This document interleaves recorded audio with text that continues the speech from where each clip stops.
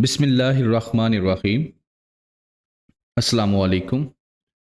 My name is Ali Raza and welcome to Pen gravity.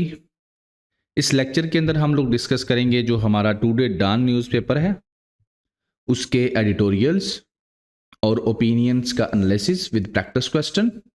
And today is 16th अप्रैल 2025। ये है जो बेटा आपका पेज एडिटोरियल्स और ओपिनियंस वाला।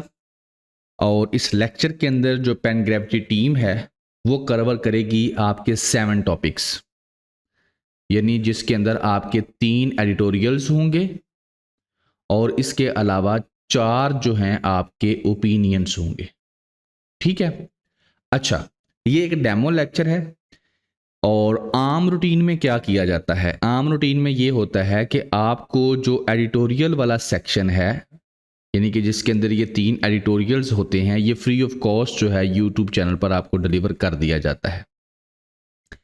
बट ये वाला जो सेक्शन आपका ओपिनियंस वाला सेक्शन है, जिसके अंदर 4 ओपिनियंस होते हैं, इसके लिए आप लोगों को रजिस्ट्रेशन रिक्वायर्ड होती है इस नंबर के ऊपर।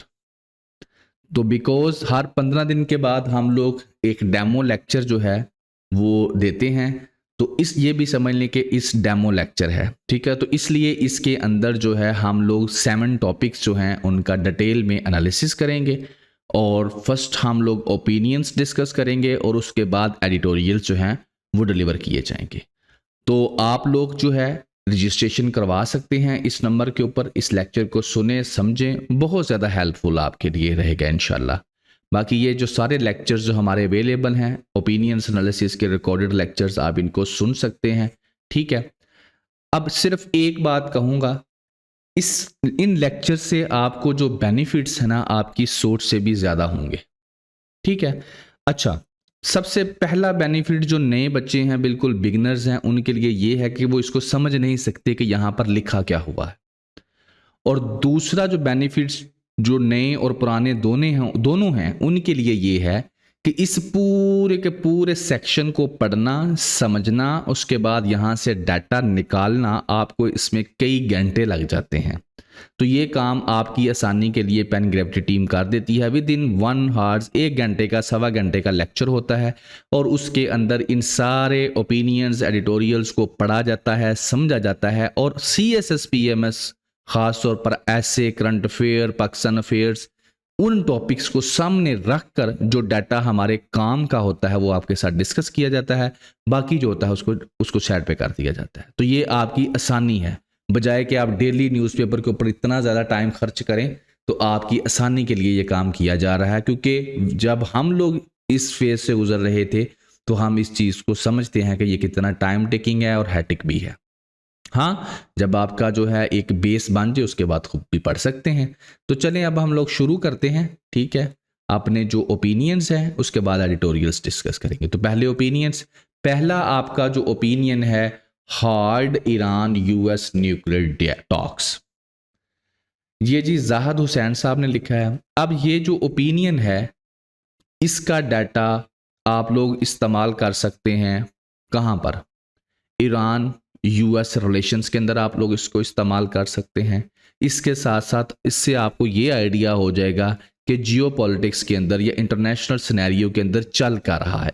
ठीक है। एक ऐसी चीज़ है जो इंटरनेशनल सिनेरियो के अंदर जो कुछ हो रहा है उन सबको आपस में लिंक करती है। बहरहाल, पहले क्रक्स कि इसके अंदर राइटर कहना क्या चाहता है। ईरान और USA के बारे में हम लोग बातें तो बहुत सुन रहे हैं, लेकिन इसमें राइटर क्या कहना चाहता है? राइटर बेसिकली इसके अंदर जो न्यूक्लियर डील है बिटवीन USA और ईरान, उसकी बात करता है कि ये जो न्यूक्लियर डील है वो कहाँ पर खड़ी है राइट नो करंट, क्या चांसेस हैं उसके कि क्या हो सकता है। और इसके साथ साथ ये आपके साथ डिस्कस करता है 2015 में जो एग्रीमेंट हुआ था वो आपको बताता है कि वो एग्रीमेंट क्यों हुआ था। फिर बताता है कि 2018 में डोनाल्ड ट्रंप ने वो एग्रीमेंट क्यों तोड़ा। फिर बताता है उसका नुकसान क्या हुआ तोड़ने का और अब ये दोबारा क्यों जुड़ना चाहते हैं। तो ये सारी की सारी चीज़ें इसके साथ आपको एक्सप्लेन वो कर देगा, जिससे आपकी जो क्लैरिटी हो जाएगी बिल्कुल कि USA ईरान रिलेशंस के अंदर और ख़ास तौर पर न्यूक्लियर डील के अंदर क्या होने जा रहा है। तो इस तरीके से बेटा ये आपकी चीज़ें जो है इसके बारे में क्लियर हो जाएंगी। तो चलिए हम लोग अब इसको शुरू करते हैं, साथ साथ डिस्कस करते जाएंगे और साथ साथ आपके पेपर के पर्सपेक्टिव में भी आपको बताते जाएंगे। तो सबसे पहले मैप में आप लोकेशन दे सकते हैं कि अमेरिका की लोकेशन जो है यूएसए की ये वाली है, ये आपको पता है इसकी अलास्का स्टेट है जो उसने रशिया से खरीदी थी, और ये जो है ये किसकी लोकेशन है, ईरान की। अब इन दोनों के दरमियान जो न्यूक्लियर है उसकी डील हो रही है। अब हो क्या रहा है, पहले हल्का सा करंट सिनेरियो बता देता हूं। करंट सिनेरियो में ये है कि अमेरिका ये चाह रहा है कि जो ईरान है वो अपना जो न्यूक्लियर वेपन बनाने का ख्वाब है उसको छोड़ दे। ईरान चाहता है कि मैं न्यूक्लियर बॉम्ब बना लूं, न्यूक्लियर एटॉमिक जो है ना पावर बन जाऊं। तो ट्रंप चाहता है कि वो ये सोच जो है इसको छोड़ दे, लेकिन ईरान ये कहता है कि मेरी ऐसी कोई सोच है नहीं बहरहाल, लेकिन तुम कहती हो तो ठीक है। तो ये है करंट सिनेरियो कि ट्रंप उनको कह रहा है कि तुम लोग न्यूक्लियर वेपन बनाने की ना सोचो, अगर तुम लोग डील नहीं मेरे साथ करते ये वाली कि हम न्यूक्लियर वेपन नहीं बनाएंगे तो मैं तुम्हारे ऊपर अटैक करूंगा और तुम लोगों को ऐसा अटैक तुम लोगों के ऊपर करूंगा जो तुम लोगों ने कभी सोचा भी नहीं होगा। So that is the current thing जो आप लोग खबरों में भी सुन रहे होंगे। इसी चीज को लेकर अमेरिका और ईरान के दरमियान टॉक्स होती हैं, मुज़ाकरात होते हैं। कहां पर होती हैं? यूएई के अंदर, ओमान के अंदर, ठीक है। तो वहां पर जो पहला फेज था, फर्स्ट फेज जो टॉक्स का था वो जो है कामयाब रहा, ठीक है। उसके अंदर कंस्ट्रक्टिव रहा, यानी कि दोनों साइड से, एक तरफ से उनका सेक्रेटरी था अमेरिका का, दूसरी तरफ से इनका फॉरेन मिनिस्टर था। तो दोनों ने बैठकर जो है नो डाउट बीच में जो एक कमरे में वो बैठे थे, एक कमरे में वो बैठे थे और बीच में जो मीडिएटर्स था वो था, तो मैसेज इनके एक दूसरे को कन्वे कर रहा था। तो बहरहाल ये भी हम देखेंगे, तो ये पॉजिटिव रहा। और अब कहा जा रहा है कि सेकंड टॉक्स जो हैं वो होंगी, ठीक है। तो ये है करंट सिचुएशन। अब राइटर ने तो पहले हल्का सा करंट लिखा, बीच में पास लिख दिया, फिर पता नहीं क्या लिख दिया, जैसे उसकी अपनी मर्जी थी। वो थोड़ा सा ज़ाहिर है रीडर पॉइंट ऑफ व्यू से लिखते हैं।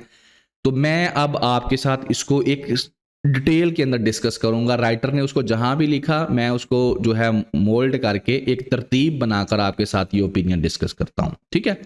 तो अब हम शुरू करते हैं शुरू से इसको, ये और शुरू से शुरू करने के बाद हम लोग आज की जो प्रेजेंट सिचुएशन है ये वाली यहां पर आएंगे, ठीक है। तो अब आपने गौर से सुनते जाना है।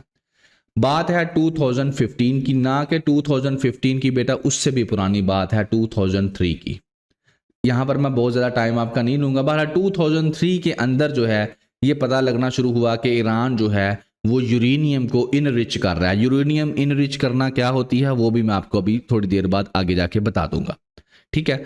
तो यूरेनियम को इनरिच कर रहा है। यूरेनियम को बस आप इतना समझ सकते हैं कि जिस तरीके से एक पत्थर होता है उसके अंदर लोहे की ओर्स होती हैं, इसी तरीके से पत्थरों के अंदर यूरेनियम भी होती है। ये एक मादनियात है, एक रिसोर्स है, बस आप इसको इतना समझ सकते हैं। इसको बाद में साफ किया जाता है और इसके अंदर से यूरेनियम निकाली जाती है।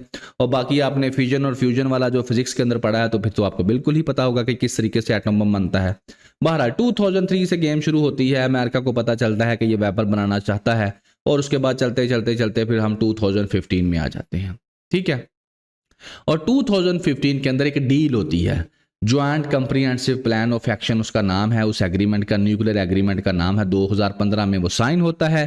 किन के दरमियान? ईरान के दरमियान और P5+1। P5 जो आपकी यूनाइटेड नेशंस ऑर्गेनाइजेशन है उसके जो परमानेंट 5 मेंबर्स हैं, कौन है? यूएसए है, यूके है, रशिया है, फ्रांस है और चाइना है। इन दरमियान के दरमियान +1 ये जर्मनी। तो इनके दरमियान ये एक डील होती है, ठीक है। ये मुल्कों के उसने नाम भी लिखे हुए हैं 2015 में। अब इस डील के अंदर कहा क्या जाता है? इस डील के अंदर ये कहा जाता है कि फ्रॉम 2016 टू ऑनवर्ड ईरान जो है इस चीज पर एग्री हो गया है कि वो अपना न्यूक्लियर प्रोग्राम जो है उसको अगर कोई इंटरनेशनल एटॉमिक एनर्जी एजेंसी वाले आकर चेक करना चाहें तो वो उसको चेक कर सकते हैं। तो वो उसको कोई रुकावट नहीं देगा। उनके दरमियान, साइंटिस्ट के दरमियान वो आएंगे, वो चेक करेंगे। चेक क्या करना है वो भी आगे बताता हूं, ठीक है। तो वो चेक करेंगे, ठीक हो गया। तो ये ईरान एग्री हो गया। अब ईरान को इसका क्या फायदा है? ईरान को इसका ये फायदा हुआ कि ईरान ने कहा ठीक है मैं चेक करवा देता हूं लेकिन मुझे भी तो बेनिफिट्स मिले। तो ईरान को इसके एक्सचेंज में क्या मिलेगा? Billions of worth sanctions relief मिल जाएगा। आपको पता है कि आप ईरान से ऑयल क्यों नहीं मंगा पाते? डीजल आता है ना ईरान से, स्मगल होकर आता है, तो सीधे रास्ते क्यों नहीं मंगा लेते? सीधे रास्ते आप इसलिए नहीं मंगा सकते क्योंकि जो सुपर पावर है, जो अमेरिका है, उसने ईरान के ऊपर सैंक्शंस लगाई हुई हैं, पाबंदियां लगाई हुई हैं। और उन सैंक्शंस का मतलब ये है कि ईरान से कोई मुल्क तजारत नहीं करेगा। तो जो जितना ज़्यादा गरीब मुल्क है, जितना ज़्यादा अमेरिका के ऊपर डिपेंड करता है, वो अमेरिका की जो इस तरह की सैंक्शंस हैं उसको उतना ज़्यादा मानता है। तो पाकिस्तान, क्योंकि आपको पता है IMF से कर्जा लेता है अपना मुल्क चलाने के लिए, और IMF की बैक साइड के आपको पता है कि यूएसए बैठा हुआ है, ठीक है। तो यूएसए कहेगा तो IMF हमें पैसे देगी, IMF हमको पैसे देगी, डॉलर्स देगी, तो हमारा मुल्क चलेगा, क्योंकि हमारी इकोनॉमी के हम क्राइसिस में चल रहे हैं, शुरू से ही चल रहे हैं। तो ये है चीज़, ठीक है। तो क्योंकि पाकिस्तान फिर इस वजह से डिपेंडेंट है, तो पाकिस्तान सीधे रास्ते से उनसे जो है तेल वगैरह परचेस नहीं कर पा रहा। इंडिया वगैरह करते हैं, थोड़े इंडिपेंडेंट भी हैं, ठीक है। तो ये था कि जब ये एग्रीमेंट हो गया तो ईरान के ऊपर से सैंक्शंस उठा ली जाएंगी, ईरान का जो तेल है, बाकी चीज़ें हैं, वो दुनिया को बेचे, खरीदे, तो पैसे कमाए, ठीक हो गया। तो ये था, लेकिन नो डाउट एग्रीमेंट हो गया, लेकिन अभी तक इसके ऊपर जो फाइनेंशियल ट्रांजैक्शंस थी वो अभी भी इसकी वैसी की वैसी थी। अभी इसके ऊपर जो है, इसको रिलीफ अभी ईरान को नहीं मिला था, तो ये जिसकी वजह से उसकी ट्रेड जो है वो ग्रो नहीं कर पा रही थी, ठीक हो गया। तो ये था, हम चले गए 2015 और 2016 के अंदर। अब अगला क्वेश्चन ये है कि ये एग्रीमेंट किया क्यों गया, what is the reason behind of this. ये एग्रीमेंट जो बाइडेन की जो ओबामा एडमिनिस्ट्रेशन ने किया था, क्यों किया था?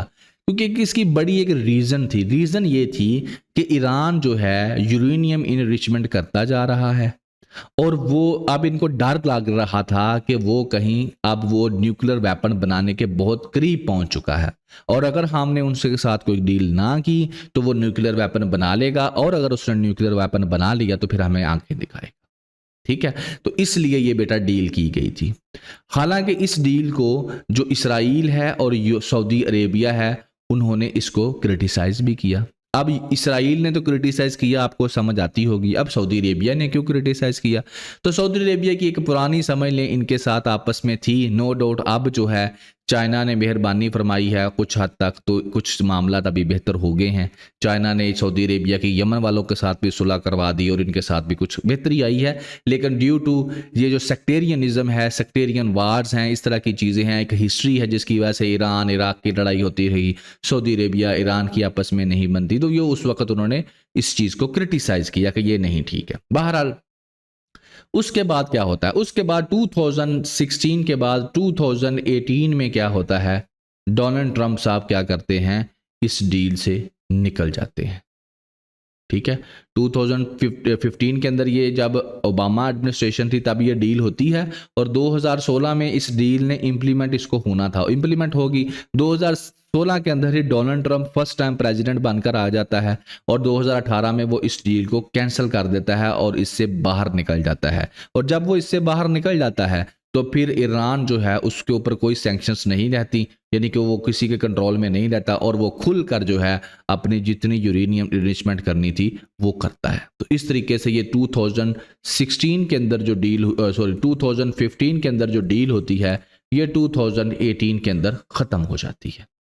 अब इस डील को आप यहाँ से ज़रा गौर फरमाइए।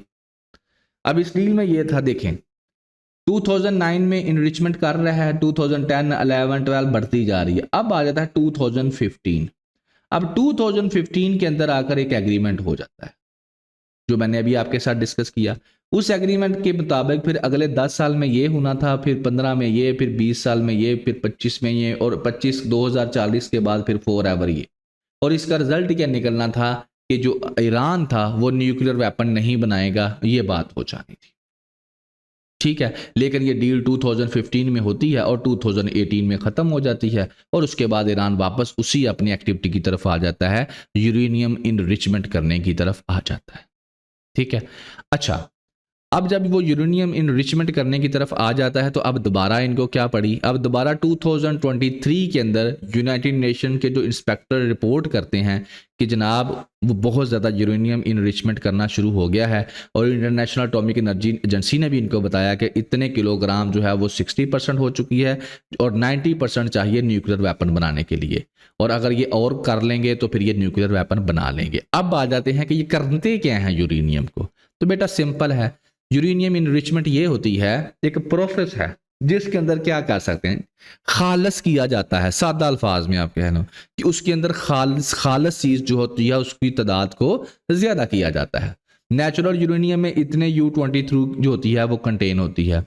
फिर लो इनरिचमेंट के अंदर कितनी हो जाती है 5%, हाई इनरिचमेंट के अंदर 20%, और वेपन बनाने के लिए आपको 90% जो है U23 इनरिचमेंट चाहिए यूरेनियम के अंदर। तो इसके में एक प्रोसेस इस्तेमाल किया जाता है। उस प्रोसेस के जब इसे सेंट्रीफ्यूगल तरीके के साथ चलाया जाता है तो यहाँ पर U35 और यहाँ पर U233 इनको कलेक्ट कर लिया जाता है। सादा अल्फाज में यूरेनियम इनरिचमेंट का मतलब होता है अमीर करना, ताकतवर करना, बढ़ाना, तादाद को ज़्यादा करना। तो इसके जो एलिमेंट्स हैं उनकी तादाद को क्या किया जाता है, अगर आपने वेपन बनाना है तो 90% तक आपको ये चाहिए होती है। ठीक है, तो 90% तक फिर इस तरह से आप लोग कर लेते हैं, ईरान साहब कर रहे हैं, कोशिश कर रहे हैं। और जब ये जाती है उनके पास रिपोर्ट 2023 के अंदर कि जनाब अली वो ये काम कर रहे हैं, तो फिर क्या होता है, फिर उस वक्त जो बाइडन साहब होते हैं तो जो बाइडन साहब कोशिश करते हैं कि किसी तरीके से ये जो डील थी ये दोबारा से बहाल कर ली जाए ताकि जो ईरान है उसको रोका जा सके। लेकिन उस वक्त फिल फॉर ये डील का कुछ नहीं हो पाता, तो जिसकी वजह से जो बाइडन दोबारा से ईरान के ऊपर अच्छी खासी पाबंदियां लगा देते हैं। उसके बाद क्या होता है, अगले साल फिर ट्रंप आ जाता है 2024 के अंदर। ट्रंप साहब पावर में आ जाते हैं, इलेक्शंस हो जाते हैं और उनके बाद उनकी पावर शुरू हो जाती है। और उसके बाद क्या होता है वो आगे आजकल जो हो रहा है वो हम डिस्कस करेंगे। लेकिन इससे पहले 2023 में जब ये सैंक्शंस लगाई जाती हैं उस वक्त का सिनेरियो क्या था।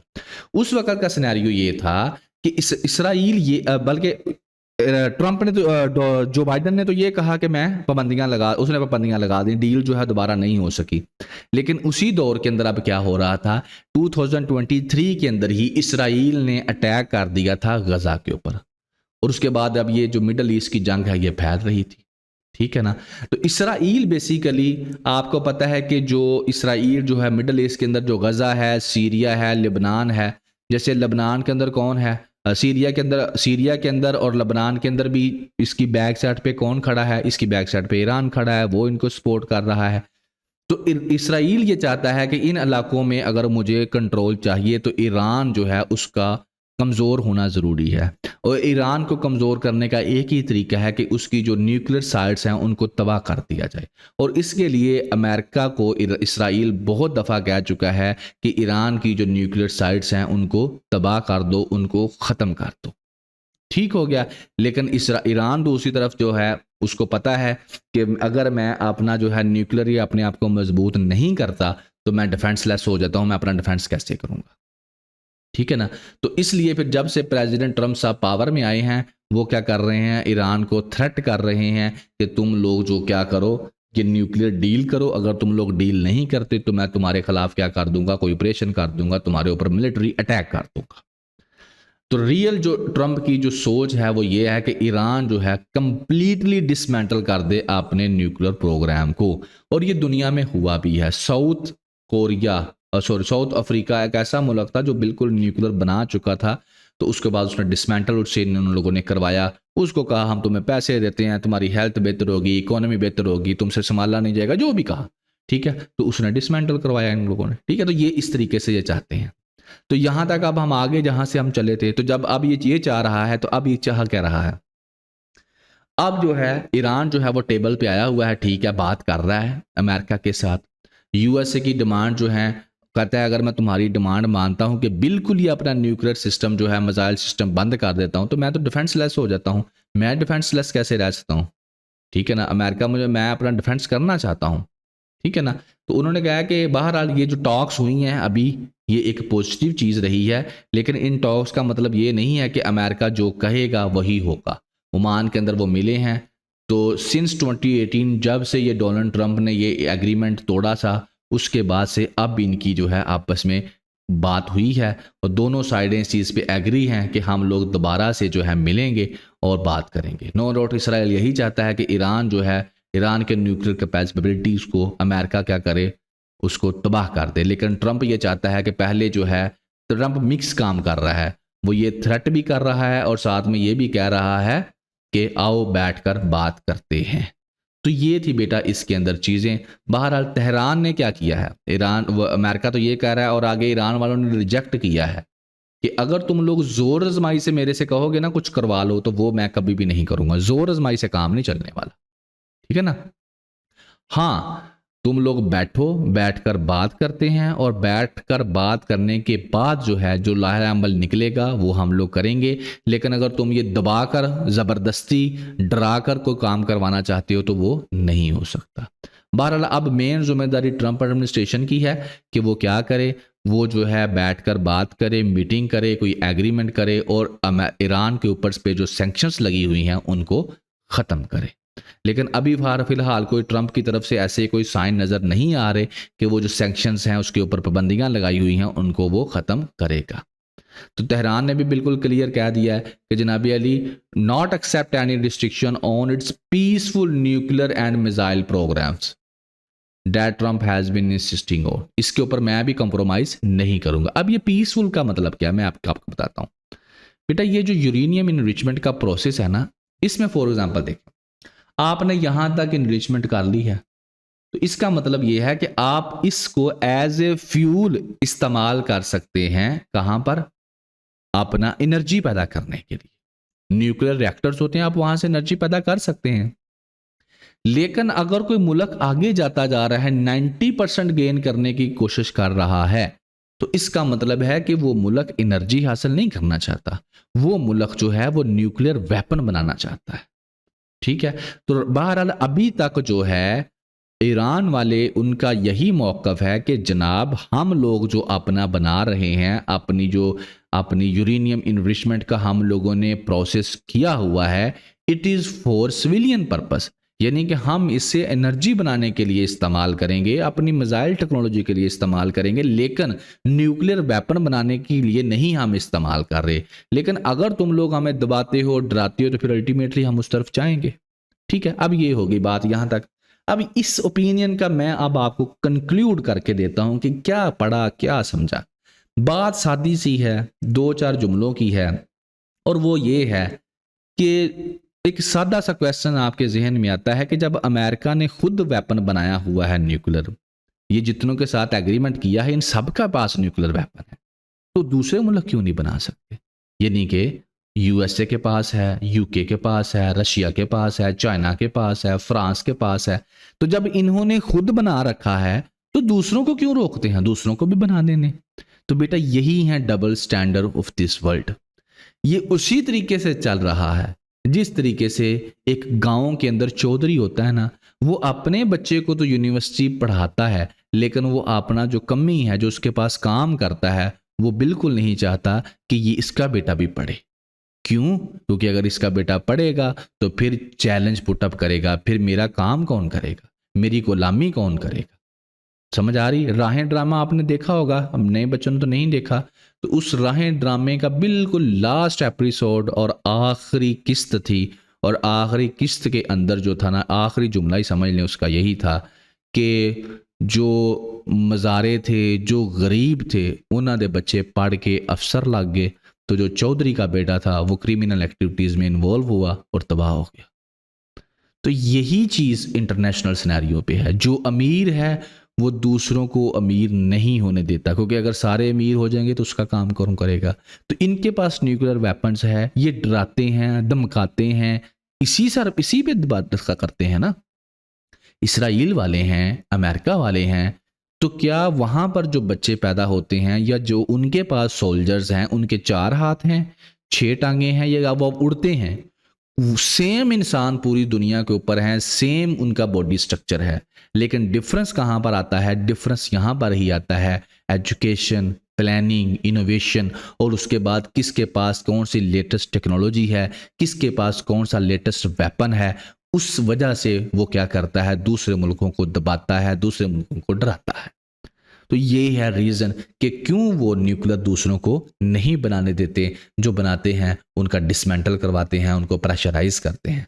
पाकिस्तान ने भी जैसे न्यूक्लियर वेपन बनाया, आपको पता है कि लंबी स्टोरी है, डर के, घूम फिर के, छुप छुपा के, जैसे कैसे करके बना लिया। ठीक है, तो इस तरीके से अब क्या है, मेन बात आपको जो इसके अंदर जड़ थी वो मैंने बता दी है। अब सिंपल सी बात है, यूएस से और ईरान की जो डील है न्यूक्लियर की, उसके पास भी मैंने बता दिया, उसका प्रेजेंट भी मैं बता दिया है, और फ्यूचर क्या है, फ्यूचर में इसराइल की मैक्सिमम ये कोशिश है कि क्या किया जाए, ये किया जाए कि अमेरिका जो है इसके ऊपर अटैक करते और इसकी न्यूक्लियर फैसिलिटीज तबाह करते।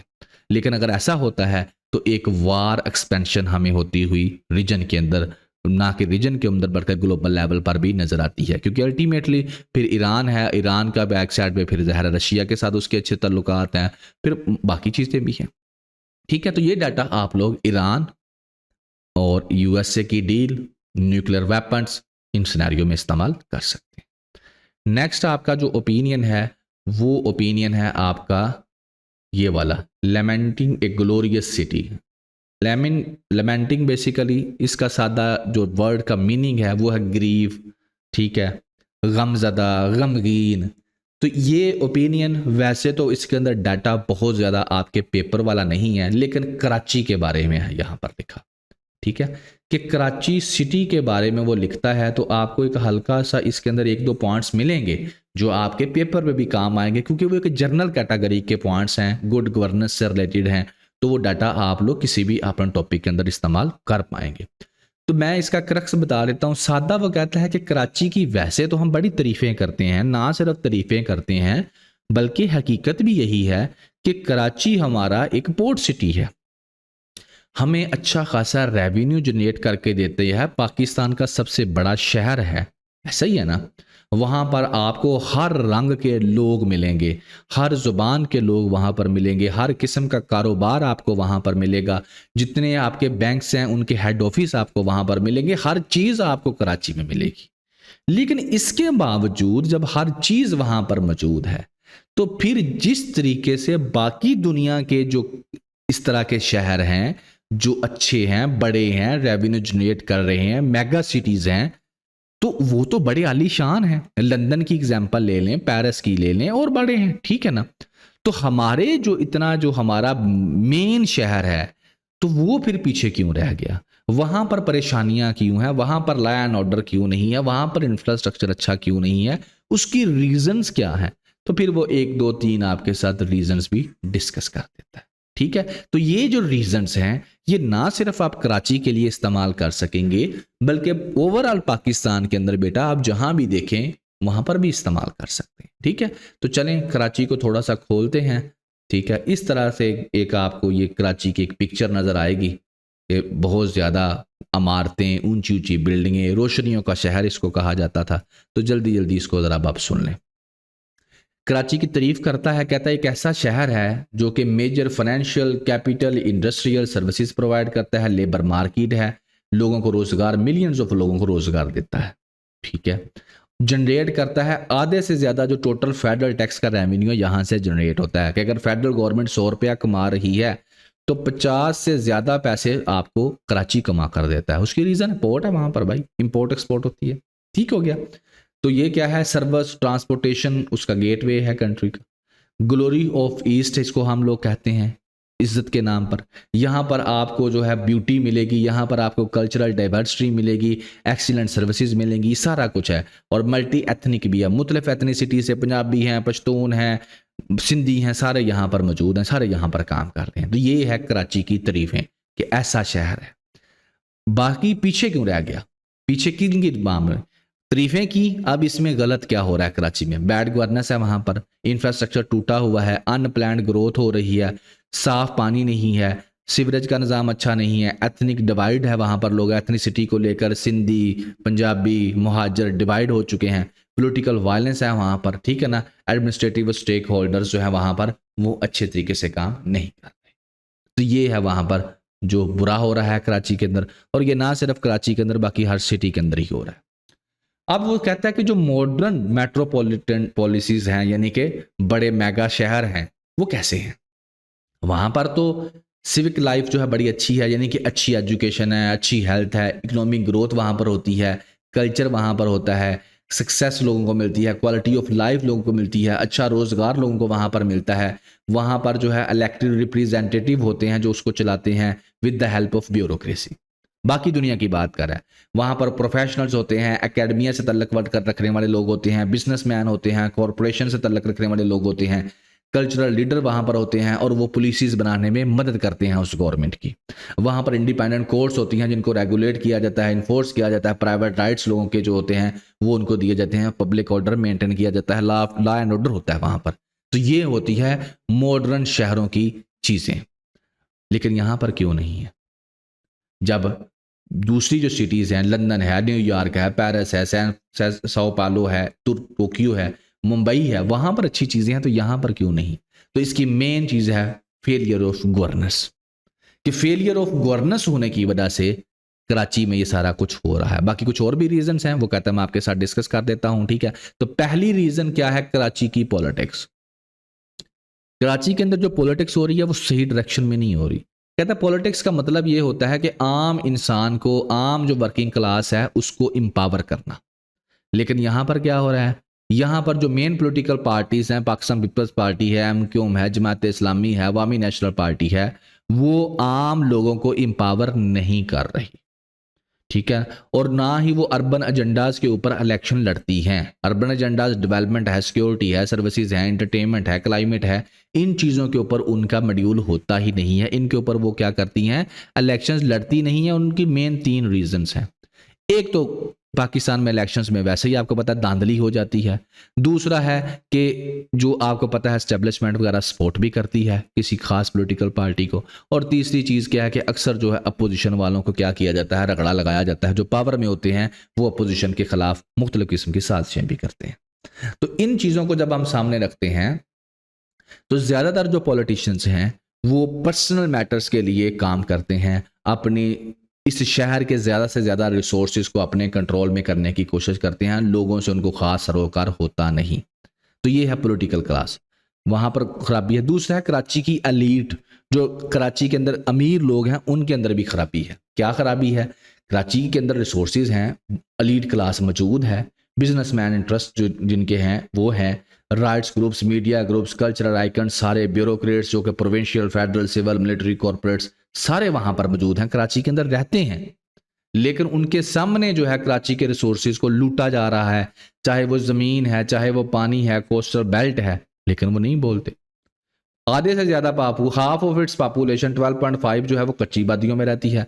बाकी जो है वो जो मिडिल क्लास है वो भी वहाँ पर रहती है, जो कि मेन जो उनको सहूलतें हैं वो दे दी जाती हैं, ठीक है। बेसिक जैसे कि क्लीन वाटर है, सैनिटेशन है, गैस है, इलेक्ट्रिसिटी है, इस तरह की सहूलतें 100% तो नहीं मिलती, लेकिन जितनी मिल सकती हैं उनको दे दी जाती हैं। दूसरी तरफ कहता है कि ये जो एलीट है, ये हालांकि इसको भी नो डाउट ये अपना पर्सनल इंतजाम कर लेती है, गंदा पानी है उससे तो अपने आप को बचा लेती है, लेकिन वहां की हवा तो गंदी है, उससे तो नहीं बचा सकती, ठीक है ना। तो कहता है इसके बावजूद ये एलीट में ये मसला है कि वो खामोश है, उसके सामने सारा कुछ हो रहा है। उसके सामने जो शहर की ज़मीन है वो पावरफुल जो प्राइवेट इंस्टीट्यूशनल इंटरेस्ट हैं, जैसे बहरिया है, DH है, उसको दी जा रही है, दरख्त काटे जा रहे हैं, हवा गंदी हो रही है, पानी जो है वो गंदा मिल रहा है, लेकिन एलीट क्लास खामोश है। एक तरफ पॉलिटिक्स पर्सनल, एलीट पर्सनल, तो बाकी का बिछा आम लोग बचे। आम लोग कौन है? जो इंडस्ट्रियों में काम करते हैं, ट्रेडिंग, कंस्ट्रक्शन, सर्विसेज वगैरह, लेबर मार्केट्स के अंदर चलाते हैं। तो ये लोग जो होती हैं इनको कोई बात इतनी ज़्यादा सुनी नहीं जाती, ठीक है। वर्किंग क्लास के लोग हैं तो इनकी आवाज़ को या ना तो इनको पॉलिटिक्स के अंदर कोई रिप्रेजेंटेशन मिलती है, ना किसी इदारे के अंदर, तो इनकी कोई बात जो है सुनी ही नहीं जाती। तो लिहाजा इनका जो कहना है वो ज़्यादा असर नहीं रखता, ठीक है ना। हाल इसके साथ वो कहते हैं कि हालांकि वहाँ पर जो कच्ची आबादियाँ हैं वो बढ़ रही हैं। आपको पता है कि wave of terrorism Khyber Pakhtunkhwa के अंदर चलती है, बलूचिस्तान के अंदर चलती है, तो लोग मूव कर रहे हैं। इसी तरीके से अच्छी जॉब्स लेने के लिए, अच्छी अपॉर्चुनिटीज़ के लिए लोग कराची जा रहे हैं। तो मेन क्वेश्चन यहाँ पर जो है कराची के इंफ्रास्ट्रक्चर का, उसके लिमिटेड रिसोर्सेज का, पुअर गवर्नेंस का, ये लोग उठा तो रहे हैं लेकिन इनको सुनता कोई नहीं। बहरहाल एक और थ्रेट कहता है कराची को फेस करना पड़ रहा है, और वो है वाटर की सप्लाई का। वो क्या है? अभी इंडस रिवर सिस्टम के ऊपर जो है नहरें बनाई जा रही हैं चोलिस्तान डेजर्ट के लिए, तो उससे क्या होगा? कहता है कराची की सप्लाई जो है वो पानी की कम हो जाएगी। पहले ही वहां पर जो है इंडस रिवर सिस्टम से, इंडस रिवर से ही पानी को निकाला जाता है और लोगों तक पहुंचाया जाता है। लेकिन अब क्या होगा, अब पानी की शॉर्टेज और ज़्यादा हो जाएगी, तो वाटर डेथ का जो है कराची के अंदर खतरा जो है वो आ रहा है। लेकिन बहरहाल वो कहता है अब देखना ये है कि कराची ये आंसर चाहता है कि क्या अब वहाँ के लोग इसको लेकर बोलेंगे या नहीं बोलेंगे। तो ये एक जर्नल सा आपका ओपिनियन था स्पेसिफिक रिगार्डिंग कराची। ठीक है, अब इसके अंदर हम लोगों ने कंक्लूड इसको करता हूं, पेपर की तरफ लेकर जाता हूं। बेटा आपके कोई भी शहर है वहां पर ये इश्यूज हैं। ठीक है, क्या इश्यूज है? नंबर 1 इश्यूज, ऐसे पॉलिटिक्स की बात की, ऐसे ही है। लाहौर में अगर आप बात करें तो यहाँ पर पाकिस्तान मुस्लिम लीग नवाज है, पीटीआई है, पीपी कमज़ोर है। ठीक है, एथनिसिटी के बेस के ऊपर और इस तरह के काम हो रहे हैं। उसके बाद अगर पॉलिटिक्स की बात की जाए तो यहाँ पर भी वैसे ही है। आमिर खान के लिए कौन सोचता है? अपने अपने हिसाब से सारा कुछ कर रहे हैं, करप्शन हो रही है, वो वाले प्रोजेक्ट्स लगाए जाते हैं जिनमें ज़्यादा से ज़्यादा करप्शन हो सके। ठीक है, आगे एलीट क्लास वहाँ पर अगर ऐसी है तो यहाँ पर भी ऐसी है। उसको किसी से कोई सरोकार नहीं है, वो अपने जो है अरेंजमेंट्स कर लेती हैं जितने वो कर सकते हैं, और वो खामोश है क्योंकि उसी पावर स्ट्रक्चर का वो खुद भी हिस्सा है, उसी पावर स्ट्रक्चर के अंदर वो खुद भी करप्शन कर रहे हैं, तो वो भी सेम है। अगर ये तीसरी बात, कॉमन सिटीजन ना वहाँ पर कोई सुनी जाती है, ये ना पर किसी भी शहर के अंदर कॉमन सिटीजन की तो नहीं सुनी जाती। और बाकी ये जो वेव ऑफ टेररिज्म है, इसकी वजह से लाहौर के अंदर भी आपने देखा कि लोग आ रहे हैं, क्लाइमेट चेंज की वजह से लोग आ रहे हैं, अच्छे रोजगार के लिए आ रहे हैं, तो ये चलता रहता है। तो ये डाटा आप लोग जो है अपने पेपर पर्सपेक्टिव में अगर बात हो रही है कि सिस्टम अच्छा नहीं है, कोई प्रॉब्लम्स हैं, कोई भी प्रॉब्लम है, तो उसको आप लिंक कर सकते हैं बैड गवर्नेंस से, कि गवर्नेंस अच्छी नहीं है बेसिकली। अगर गवर्नेंस अच्छी हो तो प्लानिंग अच्छी होगी, अगर प्लानिंग अच्छी होगी, पॉलिसीज अच्छी बनेगी, तो उसके बाद करप्शन नहीं होगी, ट्रांसपेरेंसी होगी, अकाउंटेबिलिटी होगी, तो हर चीज़ ठीक हो जाएगी। तो by this way you can use that data. ठीक हो गया। नेक्स्ट आपके जो 2 ओपिनियंस हैं, ये आपके साथ जो है, ये वाला जो है मैम खतीजा डिस्कस करेंगी और ये वाला जो है डॉक्टर वकार साहब डिस्कस करेंगे। और ये इस लेक्चर के अभी 2 ओपिनियंस मैंने आपके साथ डिस्कस कर दिए, 2 ये टीचर्स डिस्कस करेंगे। लेकिन उससे पहले मैं आपके साथ जो एडिटोरियल्स हैं उसका सेक्शन डिस्कस कर देता हूं, और उसके बाद जो आगे एडिटोरियल्स के बाद वो वाले 2 ओपिनियंस भी जो बाकी टीम मेंबर्स हैं वो आपके साथ शेयर कर देंगे। ठीक हो गया। तो पहले अब आप ओपिनियन सुन लें। अगर आप ओपिनियन पहले सुनना चाहते हैं तो नीचे टाइमलाइन मौजूद है, आप जो चाहें पहले सुन सकते हैं, आपके ऊपर कोई बंदिश नहीं है। ठीक है, बहरहाल एडिटोरियल के अंदर जो बेटा फर्स्ट एडिटोरियल है वो है इम्प्रूव्ड आउटलुक। बड़ा ही सादी सी बात की है, और वो ये है कि आपकी इकोनॉमी को थोड़ी सी सपोर्ट मिली है, आपकी इकोनॉमी थोड़ी बेहतर हुई है। बेहतर इस तरह हुई है कि रेमिटेंस आया है। बेहतर इस तरह हुई है कि जो आपके बहन भाई बाहर के मुल्कों में बैठे हैं, वड्डा भरा जो आपका बाहर होता है, उसने पैसे भेजे हैं, और इस दफ़ा क्योंकि ईद थी, रमज़ान था, तो पैसे कुछ ज़्यादा भेज दिए हैं, और उससे पाकिस्तान की गवर्नमेंट बड़ी खुश है। तो ये वो इसके अंदर लिखता है। तो चलें इसको डिस्कस करते हैं। पहले डिस्कस करने से पहले एक पाकिस्तान की इकोनॉमी के बारे में सीधा सिंपल स्ट्रेट फॉरवर्ड सच ये है कि बेटे पाकिस्तान की इकोनॉमी 2 चीज़ों पे चल रही है।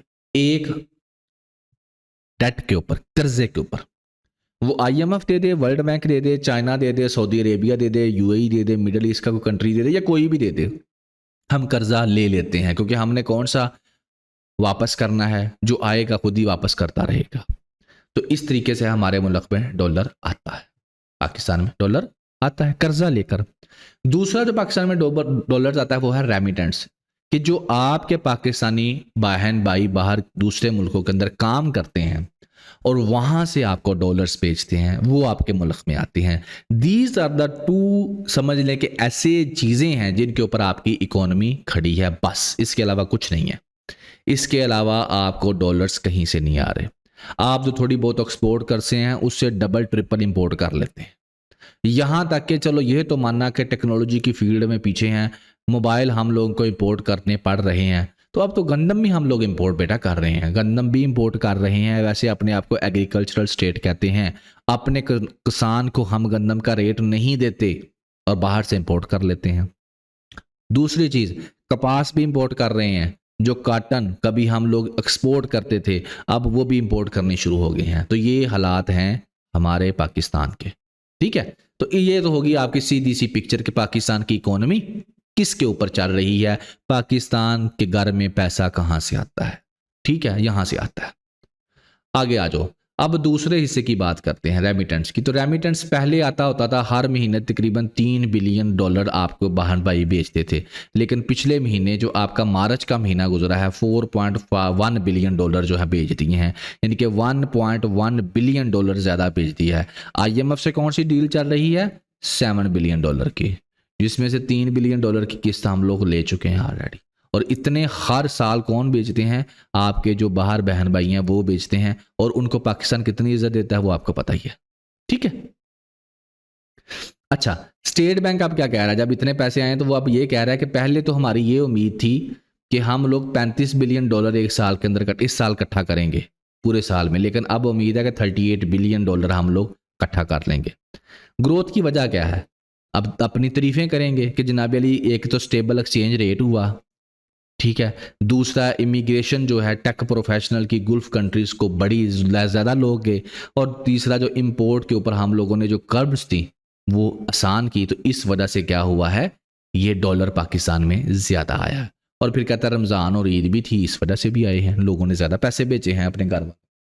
बहरहाल IMF बेल आउट आपके साथ मैं शुरू में डिस्कस कर चुका हूं, इसके ऊपर हम लोग खड़े होते हैं, इसको लेकर हम लोग चलाते हैं आगे। वो कहता है पाकिस्तान का जो GDP है, ठीक है ना, हैज़ इंक्रीज्ड। रेमिटेंस के ऊपर कितना शेयर? GDP क्या है? टोटल कमाई, सादा अल्फाज में बेटा ले लो, टोटल अर्निंग एक टाइम फ्रेम के अंदर जो होती है किसी भी मुल्क की, उसको हम GDP कहते हैं बस।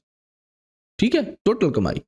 तो 1% जो है वो हम लोग पहले जो हमारी टोटल कमाई थी उसका 1% रेमिटेंस से आता था इन 2000 के अंदर, ठीक है ना।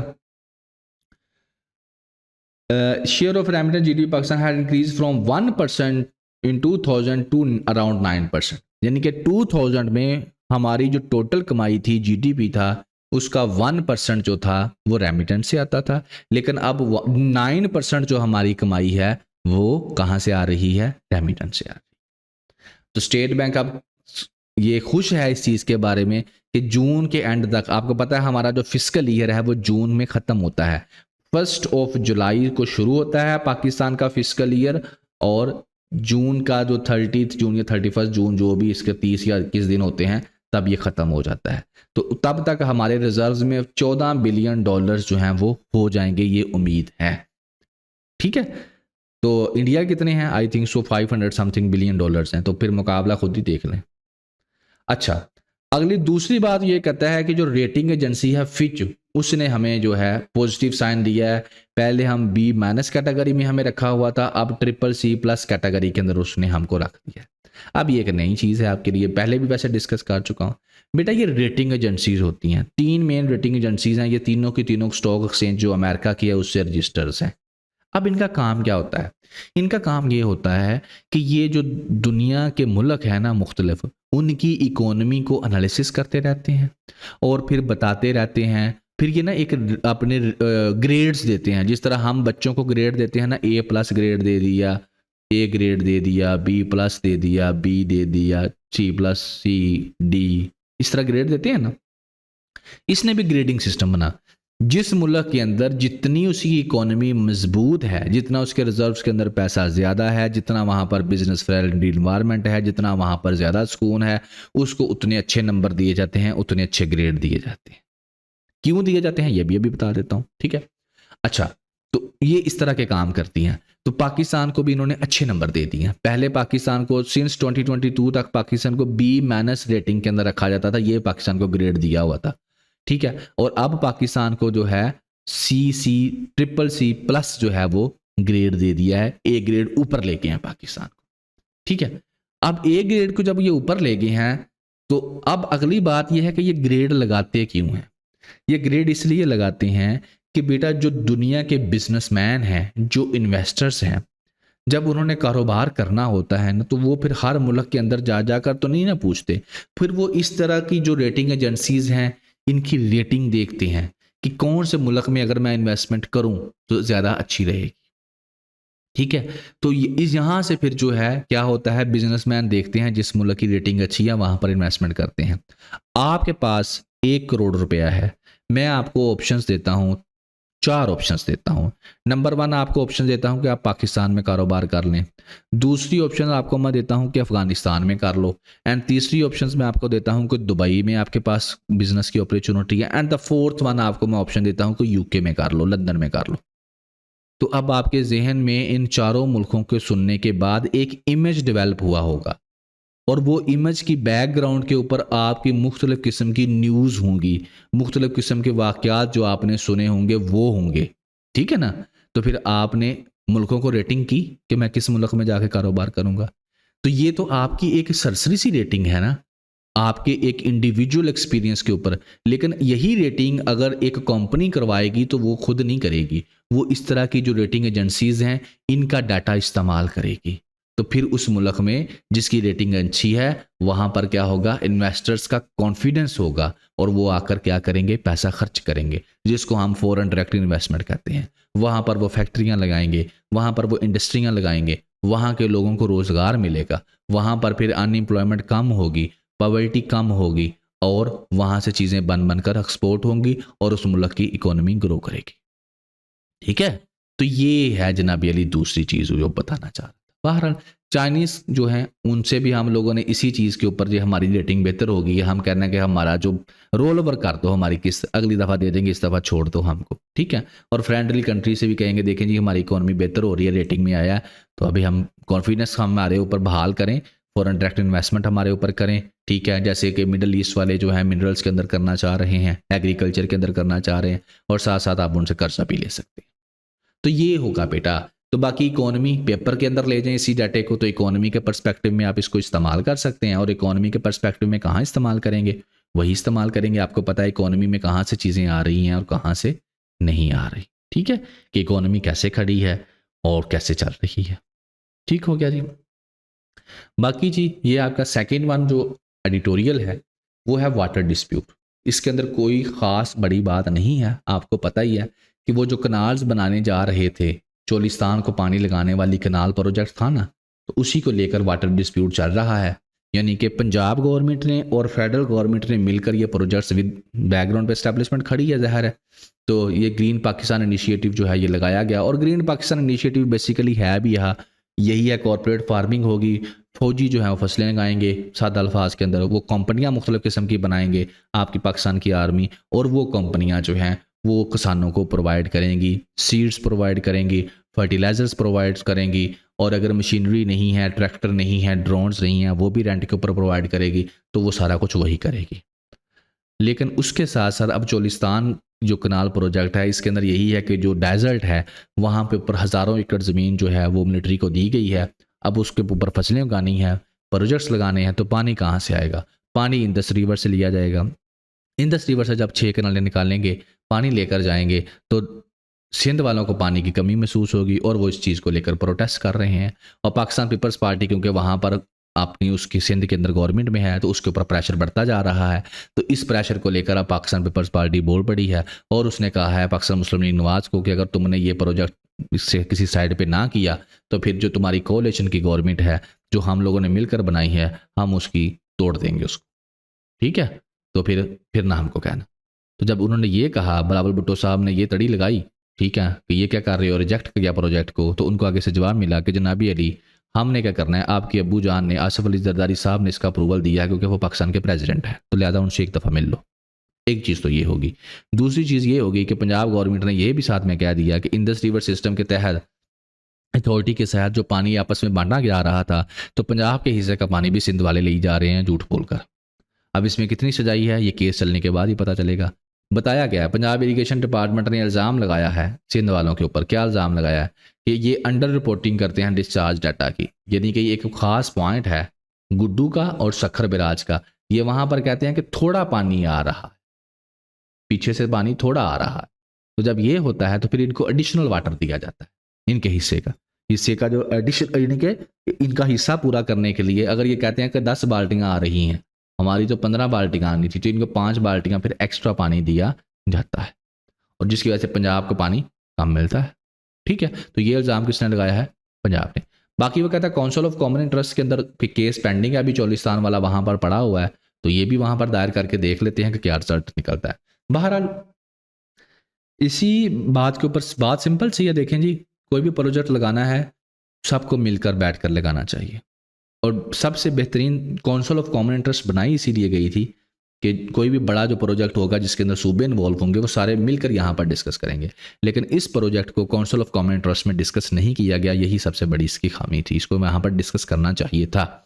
लेकिन आपको पता है, being no you are Pakistani की जिस चीज़ की बैक साइड पे एस्टेब्लिशमेंट खड़ी होती है, वहाँ पर ज़्यादातर ये जो आपके सियासी पार्टियां हैं वो अपने पर्सनल इंटरेस्ट के लिए हाँ वक्ती तौर पर कर देती हैं, लेकिन जब लोगों की तरफ से प्रेशर आता है तो फिर ऊपर ऊपर से ये चीज़ें बोलती हैं, पीछे से ये सारे इकट्ठे ही होते हैं। ठीक हो गया जी। तो ये था आपका सेकंड एडिटोरियल। बाकी आपका जो थर्ड एडिटोरियल है अ पॉजिटिव स्टार्ट, इसको मैं आपके साथ डिस्कस नहीं करूंगा क्योंकि इसके अंदर उसने थोड़ी सी चीज़ लिखी है कि यूएसए और ईरान के रिलेशंस के अंदर जो मीटिंग हुई है वो लिखी है, लेकिन उन्हीं को मैंने डिटेल में यहाँ पर आपके साथ डिस्कस कर दिया है। यानी कि अगर इसने 1% लिखा है तो यहाँ पर 10% हम लोग डिस्कस कर चुके हैं, बल्कि 100% डिस्कस कर चुके हैं। तो that is the difference between editorials and opinion. यहाँ पर वो हल्का सा हिंट देता है, लेकिन यहाँ पर वो सारी चीज सारी कुंडली उसकी खोल देता है। ठीक है, अच्छा, एडिटोरियल्स हो गए, 2 ओपिनियंस हो गए। बाकी रिमेनिंग आपके जो 2 ओपिनियंस हैं ये अब आपके साथ डिस्कस करेंगे डॉक्टर वकार साहब। ठीक हो गया। और ये मिस डिस्कस करेंगे मिस जो खतीजा साहब हैं वो वाली। कोई भी इशू हो आप लोग कमेंट सेक्शन में कर सकते हैं। और बाकी जो ऐसे वाले बच्चे हैं, ठीक है ना, जो ऐसे राइटिंग की प्रैक्टिस करते हैं आप में से, तो आप लोगों ने इसी चीज़ को, ये वाली जो चीज़ आपके साथ डिस्कस की गई है ईरान वाली चीज़, इन्हीं को आप लोगों ने डिस्कस करना है। पीस की तरफ आप इसको कह सकते हैं कि क्या वर्ल्ड वार 3 जो है उसको रोका जा सकता है।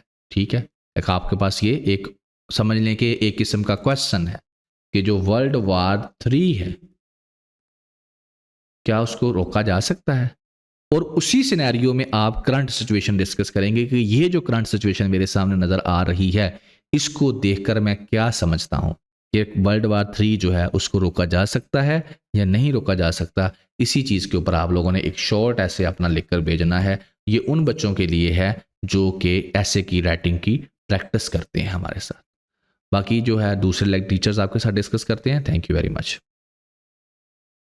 Hello students, this is doctor Waqar Ali. इस ओपिनियन का नाम है चाइनीज बर्न। चाइनीज बर्न, वैसे तो आप सबको इसका कॉन्सेप्ट पता है। जिस तरह के स्कूल और कॉलेजेस में किसी की बाजू पकड़ के और दोनों हाथों से उलट साइड पे घुमाते थे, यहाँ पे मैंने ये दिखाया है, तो वो एक बर्न जैसी कैफियत महसूस होती थी। जिस तरह की वो जगह जल गई है उस जगह पे मतलब लाल निशान बन जाते थे। अब यहाँ पे राइटर ने चाइनीज बर्न का ही कॉन्सेप्ट क्यों चुना है अपने टाइटल को मुंतखब करने के लिए? इसके पीछे दो रीजंस हैं। नंबर वन तो ये है कि राइटर यहाँ पे ये बताते हैं कि चाइना की जो है ना एक हिस्ट्री है। चाइना मतलब सबसे पुरानी सिविलाइजेशंस में है, उसकी एक हिस्ट्री है जो कि एक प्राउड हिस्ट्री है। और जहां पे उन लोगों ने थोड़ी सी कोताहियां की, कमियां की, उसको फिर उन्होंने कमिटमेंट की कि हम पीछे नहीं हटेंगे और आने वाले दौर में हम वेस्टर्न जो कंट्रीज हैं उनकी गुलामी बर्दाश्त नहीं करेंगे। क्योंकि तकरीबन 100 साल तक उन्होंने ये वाली गुलामी बर्दाश्त की। ये आगे मैं सारी डिटेल में आपको चीजें बताऊंगा। इसका दूसरा कॉन्सेप्ट ये है कि यहाँ पे देखें, अब अमूमन ये बात होती है कि चाइना आने वाले दिनों में पूरी दुनिया की सबसे बड़ी पावर बन जाएगा, सुपर पावर बन जाएगा। ठीक है, और क्या करेगा, यूएसए को रिप्लेस कर देगा। तो ये जो रिप्लेस करने वाली कहानी है ये हमें नजर क्यों नहीं आती? मतलब कि जो सॉफ्ट पावर है या जो चीजें चाहिए दुनिया के ऊपर अपना रूल जमाने के लिए, अपना असर रसूख बढ़ाने के लिए, चाइना वो क्यों नहीं कर पा रहा? इवेंचुअली हमारा क्वेश्चन ये होगा कि सब कुछ होने के बावजूद चाइना यूएसए वाली चीजें क्यों नहीं कर रहा? वो अपना असर रसूख उस लेवल का क्यों नहीं बढ़ा रहा कि जिस तरह बाकी ममालिक यूएसए से डरते हैं? उसमें बेशक एक डॉलर की डोमिनेंस है, लेकिन हम आज बेसिक जो रूट कॉज है वो देखेंगे कि ऐसा क्यों नहीं हो सकता कि चाइना दुनिया को लीड करे। क्योंकि आने वाले सालों में भी हमारी डिबेट यही है कि ऐसा मुमकिन नहीं है। चाइना बेशक इकोनॉमिकली स्ट्रांग हो जाएगा, टेक्नोलॉजिकली स्ट्रांग हो जाएगा, लेकिन फिर भी वो दुनिया के लिए एक रोल मॉडल नहीं बन पाएगा और दुनिया के ऊपर अपनी हुकूमत उस तरह कायम नहीं कर पाएगा जिस तरह की यूएसए ने की। तो जी ये आपकी स्क्रीन पे है आज का ओपिनियन। यहाँ पे देखें, जो येलो हैं ये आपके कॉन्सेप्ट हैं, ये इंपॉर्टेंट हैं आपकी जो आइडियाज हैं उनको बिल्ड करने में। लेकिन याद रखिएगा ये जो रेड है ये भी बहुत इंपॉर्टेंट है, क्योंकि कॉम्पिटिटिव एग्जाम में आपका इंग्लिश ऐसे और पैसिव सबसे इंपॉर्टेंट हैं, सबसे रिस्की हैं, तो उनके लिए आपको ये वोकैब चाहिए। ठीक है, तो इसको मिस नहीं करना, इसीलिए मैं कोशिश करता हूं कि ज्यादा से ज्यादा ये वर्ड ऐड किए जाएं ताकि आपकी वोकैब इंप्रूव हो। खैर कॉन्सेप्ट जो है उसमें नंबर 1 पे देखें, माओजेडोंग का आपने नाम सुना होगा, ये फादर ऑफ नेशन है चाइना के, जिस तरह हमारे यहाँ पे कायदे आजम है। तो चाइना की जो कम्युनिज्म है, कम्युनिस्ट पार्टी, इनके जेर साया वो सारी चीज उन्होंने की, एक मूवमेंट चलाई और चाइना को आजाद किया। तो उन्होंने ये बात की थी कि यूएसए जो है ये एक इंपीरियलिस्ट पावर है। इंपीरियलिस्ट पावर का मतलब ये होता है कि किसी को डरा धमका के इकोनॉमिकली या किसी भी तरीके से उस पर असर रसूख कायम रखना। अब कॉलोनीज तो पूरी दुनिया में खत्म हो गई हैं, कॉलोनीज की सूरत में इस टाइम सिर्फ फलस्तीन एक वाहिद कॉलोनी रह गई है, उसके अलावा सारी कॉलोनीज खत्म हो गई हैं। अब क्या आया है, इंपीरियलिज्म। इंपीरियलिज्म का मतलब ये है कि पहले जो स्ट्रांग मुल्क होते थे ना, वो अपनी फौजें भेज के, जिस तरह यहाँ इंडिया में भी ब्रिटिश आ गए तो वो वहां पे कब्जा कर लेते थे। अब वो चीज नहीं रही, वो कॉन्सेप्ट नहीं रहा। अब इंपीरियलिज्म है कि फौजें ना भेजें, इकोनॉमिकली सैंक्शंस के थ्रू डरा धमका के वहां की अवाम और वहां की हुकूमतों को अपने कब्जे में रखें, वो आपके साथ लगे रहें, इंटरनेशनल स्फेयर में आपकी बात माने। जिस तरह के हम भी उसमें शामिल हैं, डेवलपिंग कंट्री हैं, डिपेंडेंट हैं उन पे, हम भी इंपीरियलिज्म का शिकार हैं, यूएसए की भी और बाकी भी जो इस तरह के तरक्की याफ्ता ममालिक हैं उनके भी। तो मोजेडोंग ने ये कहा था कि यूएसए एक पेपर टाइगर है। पेपर टाइगर का मतलब इसी तरह ये कि जिस तरह आप किसी पेज का कोई बड़ा सारा टाइगर बना दें तो उससे क्या होगा, छोटा बच्चा तो कोई डर जाएगा जो कमजोर है, ना समझ है, लेकिन जो मतलब एक यंग मैन है या जो समझदार बंदा है, जो रीजन रखता है, वो तो कहेगा यार इसने क्या कर लेना है। तो मोजेडोंग ने भी यही कहा था कि जो छोटा बच्चा है, मतलब जो डरा हुआ मुल्क है, उसको यूएसए और डराता है। ठीक है, जो नहीं डरता उसके सामने ये पेपर टाइगर है। तो हम देख भी रहे हैं ट्रेड वॉर में भी यही हो रहा है कि वहां पे जो चाइना है वो पीछे हटने के लिए तैयार नहीं है, क्योंकि उनके सामने माओजेडोंग की ये पॉलिसी आज भी है। सेकंड नंबर पे हम ये डिस्कस करेंगे कि जो ट्रेड वॉर है ना, ठीक है, ये दोनों ममालिक में चल रही है। वैसे तो पूरी दुनिया पे टैरिफ है, लेकिन जो रिटेलिएटरी टैरिफ है, जो दोबारा पलट के वार किया सबसे बड़ा, वो चाइना ने ही किया है।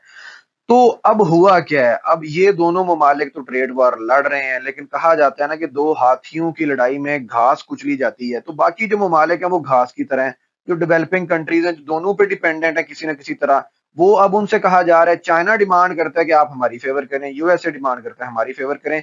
तो वो एक अजीब सी इनसिक्योरिटी की सूरत हाल हो गई है, ममालिक को बैलेंस रखने में बड़ा मुश्किल हो रही है।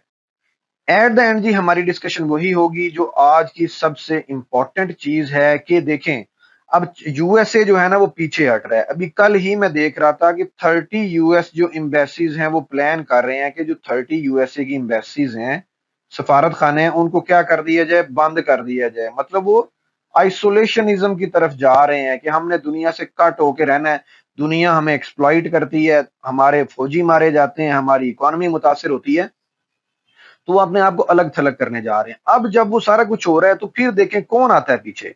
दुनिया की सबसे बड़ी दूसरी इकोनॉमी तो चाइना है।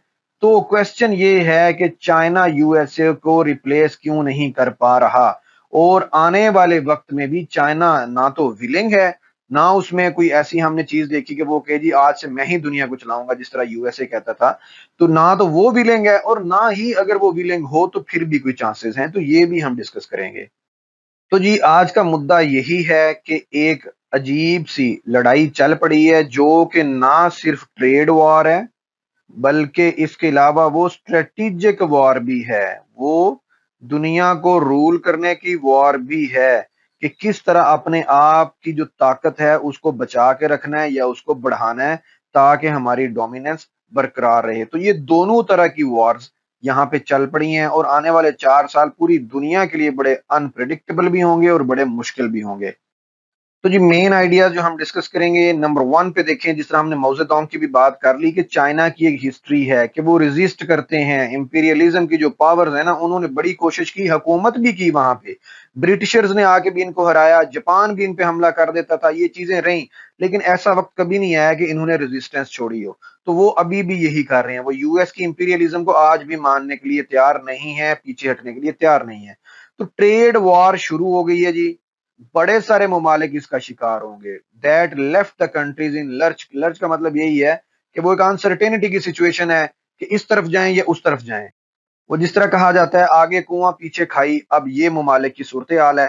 तो फिर तीसरी डिस्कशन वही है कि चाइना क्यों रिप्लेस नहीं कर पा रहा, even though it has all the capabilities in its possession, जो कि चाहिए होती हैं कि एक जो मुल्क है वो लीड करे, लेकिन इसके बावजूद वो क्यों नहीं कर पा रहा। अब ये बड़ी सारी डिबेट है, ये बड़ी सारी डिबेट है, पूरी दुनिया में बड़ी सारी प्रिडिक्शंस भी हैं कि China will replace USA as a world leader. ये इसको मैंने यहां पे दिखाया भी है, but we are putting a big question mark. इस क्वेश्चन को हम यही देखेंगे आज कि क्यों ऐसा मुमकिन नहीं है। दो बातें हैं इसमें। एक तो चाइना खुद विलिंग नहीं है, ठीक है, कि वो रिप्लेस कर दे यूएसए को और पूरी दुनिया उस पे इन्हसार करे। दूसरा, अगर कोई वक्त ऐसा आता भी है तो क्यों बड़े कम चांसेस हैं कि वो यूएसए को रिप्लेस करे। ये दोनों डिस्कशंस हैं। बहरहाल पूरी दुनिया में ये डिबेट है, बहुत बड़ी इकोनॉमी है, टेक्नोलॉजिकल एडवांसमेंट भी इसमें बड़ी हो रही है, तो ये बहरहाल एक किसी न किसी तरह का असर रसूख तो रखता है। लेकिन ऑल इन ऑल होना और ये कि जिस तरह बाकी इंपीरियलिस्ट कंट्रीज हैं उस तरह बन जाना, ये चाइना के लिए मुमकिन नहीं होगा। तो जी आज के डिस्कशन में नंबर वन पे हमारी हेडिंग है इनकी जो पावर डायनेमिक्स है। पेपर टाइगर से बात शुरू हुई और आज हम देख रहे हैं कि दोनों एक दूसरे के सबसे बड़े दुश्मन हैं, एडवर्सरीज हैं, ट्रेड वॉर को भी लेके, दुनिया में असर रसूख को भी लेके। तो जी ये जो इस्तारा इस्तेमाल किया था, इस्तारा मेटाफोर कहते हैं इंग्लिश में। इस्तारा का मतलब ये होता है कि किसी चीज से तशबीह देना। ये मैं इसको यहाँ पे लिख देता हूँ ताकि आपको आइंदा के लिए याद भी रहे। तशबीह देना कि ये फलां चीज उस जैसी है, मेटाफोर इसे कहते हैं। तो 1956 में ये माओ जेडोंग ने ये बात की थी, और चाइना में ये बड़ी फेमस कोटेशन है कि यूएस एक पेपर टाइगर है। आपको इस तरह की बड़ी सारी चीजें मिल जाएंगी। देखें, जिस तरह के ये एक छोटा बच्चा, कम्युनिस्ट बच्चा है, ये एक जो पीपल्स लिबरेशन आर्मी का नौजवान है और यूएसए की तरफ इशारा कर रही है, झंडा फटा हुआ झंडा लगा हुआ है, और ये दिखा रहे हैं कि ये तो एक पेपर टाइगर है, ये किसी का कोई नुकसान नहीं कर सकता।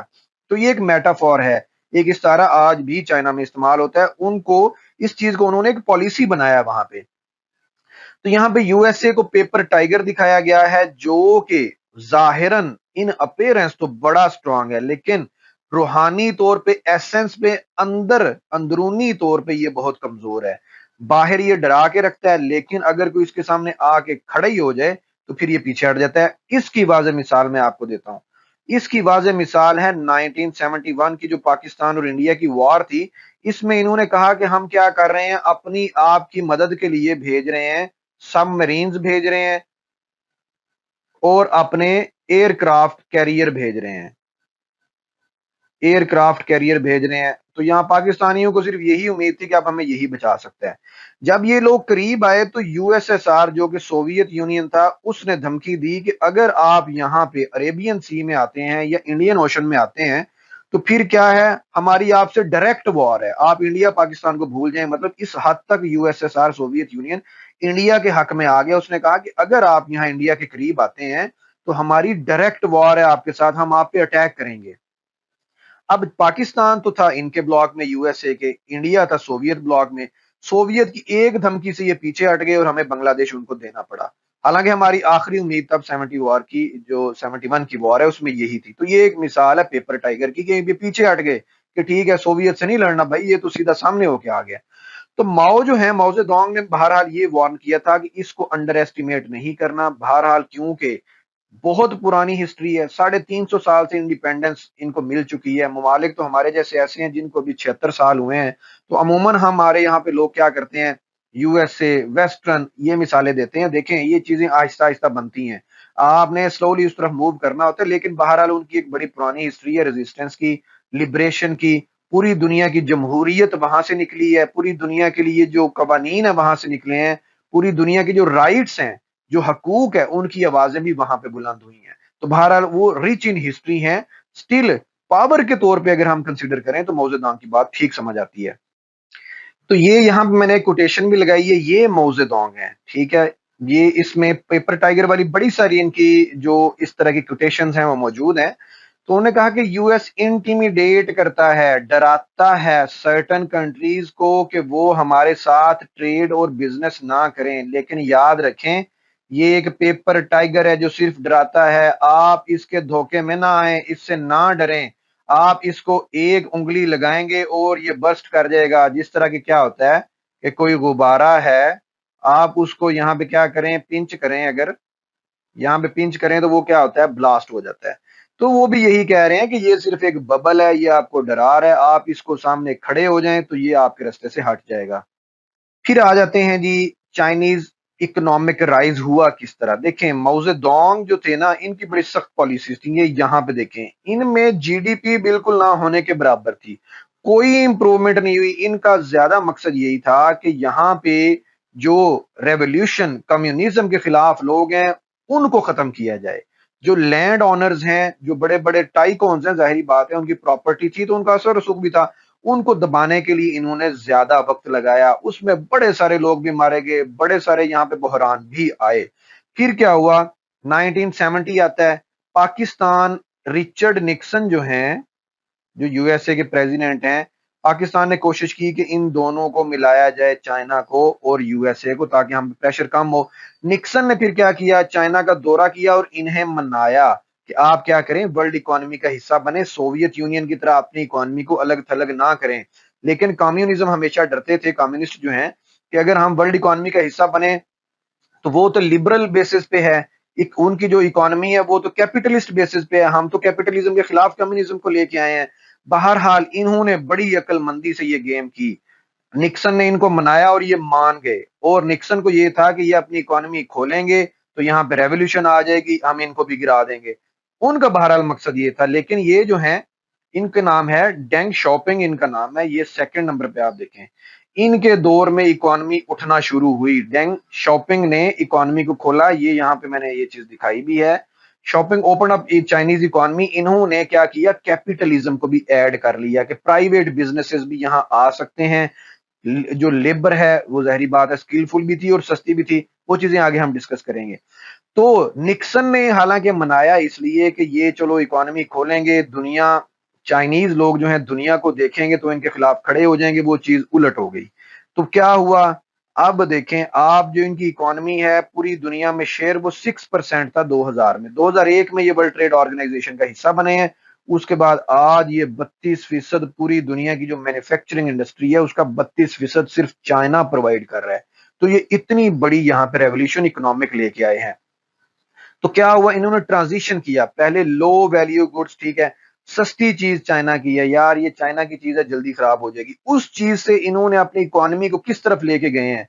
जिस तरह हमने कहा, हम भी यही सोचते हैं ना, यार ये मेड इन जापान है बड़ी अच्छी है, मेड इन ताइवान है अच्छी है, मेड इन चाइना है नहीं, ये अच्छी नहीं है। लेकिन अब क्या है, जितनी भी दुनिया की हाई टेक मजबूत तरीन जो प्रोडक्ट्स हैं हाई टेक्नोलॉजी की, जिसमें स्मार्टफोन्स हैं, इलेक्ट्रिक व्हीकल्स हैं, सोलर पैनल्स हैं, वो सबसे अच्छे भी चाइना के हैं और सबसे सस्ते भी चाइना के हैं। तो इतनी ज्यादा इन्होंने अपनी मार्केटिंग में इंप्रूवमेंट की।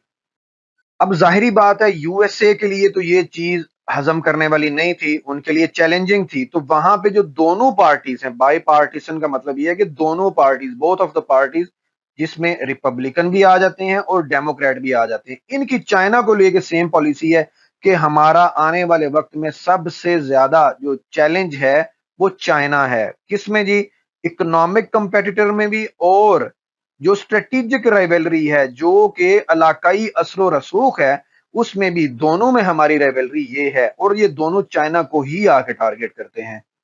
टैरिफ वॉर इसी तरह प्रेसिडेंट जो ट्रंप हैं उन्होंने स्टार्ट की, चाइना ने बैक ऑफ नहीं किया। तो जिस तरह हम पेपर टाइगर वाली बात कर रहे हैं, आगे हम देखते हैं क्या डेवलपमेंट होती है, आने वाला वक्त ही बताएगा। हाई टैरिफ्स उन्होंने अपनी पहली टर्म में भी लगाई। बाई पार्टीशन की बात कर रहे हैं कि दोनों पार्टीज की सेम पॉलिसी है। ट्रंप ने पहली टर्म में आके बड़े सारे टैरिफ लगाए, लेकिन बाइडन ने हटाया कोई भी नहीं आके, ठीक है। इससे ये जाहिर होता है कि दोनों चाइना को एक चैलेंज समझते हैं।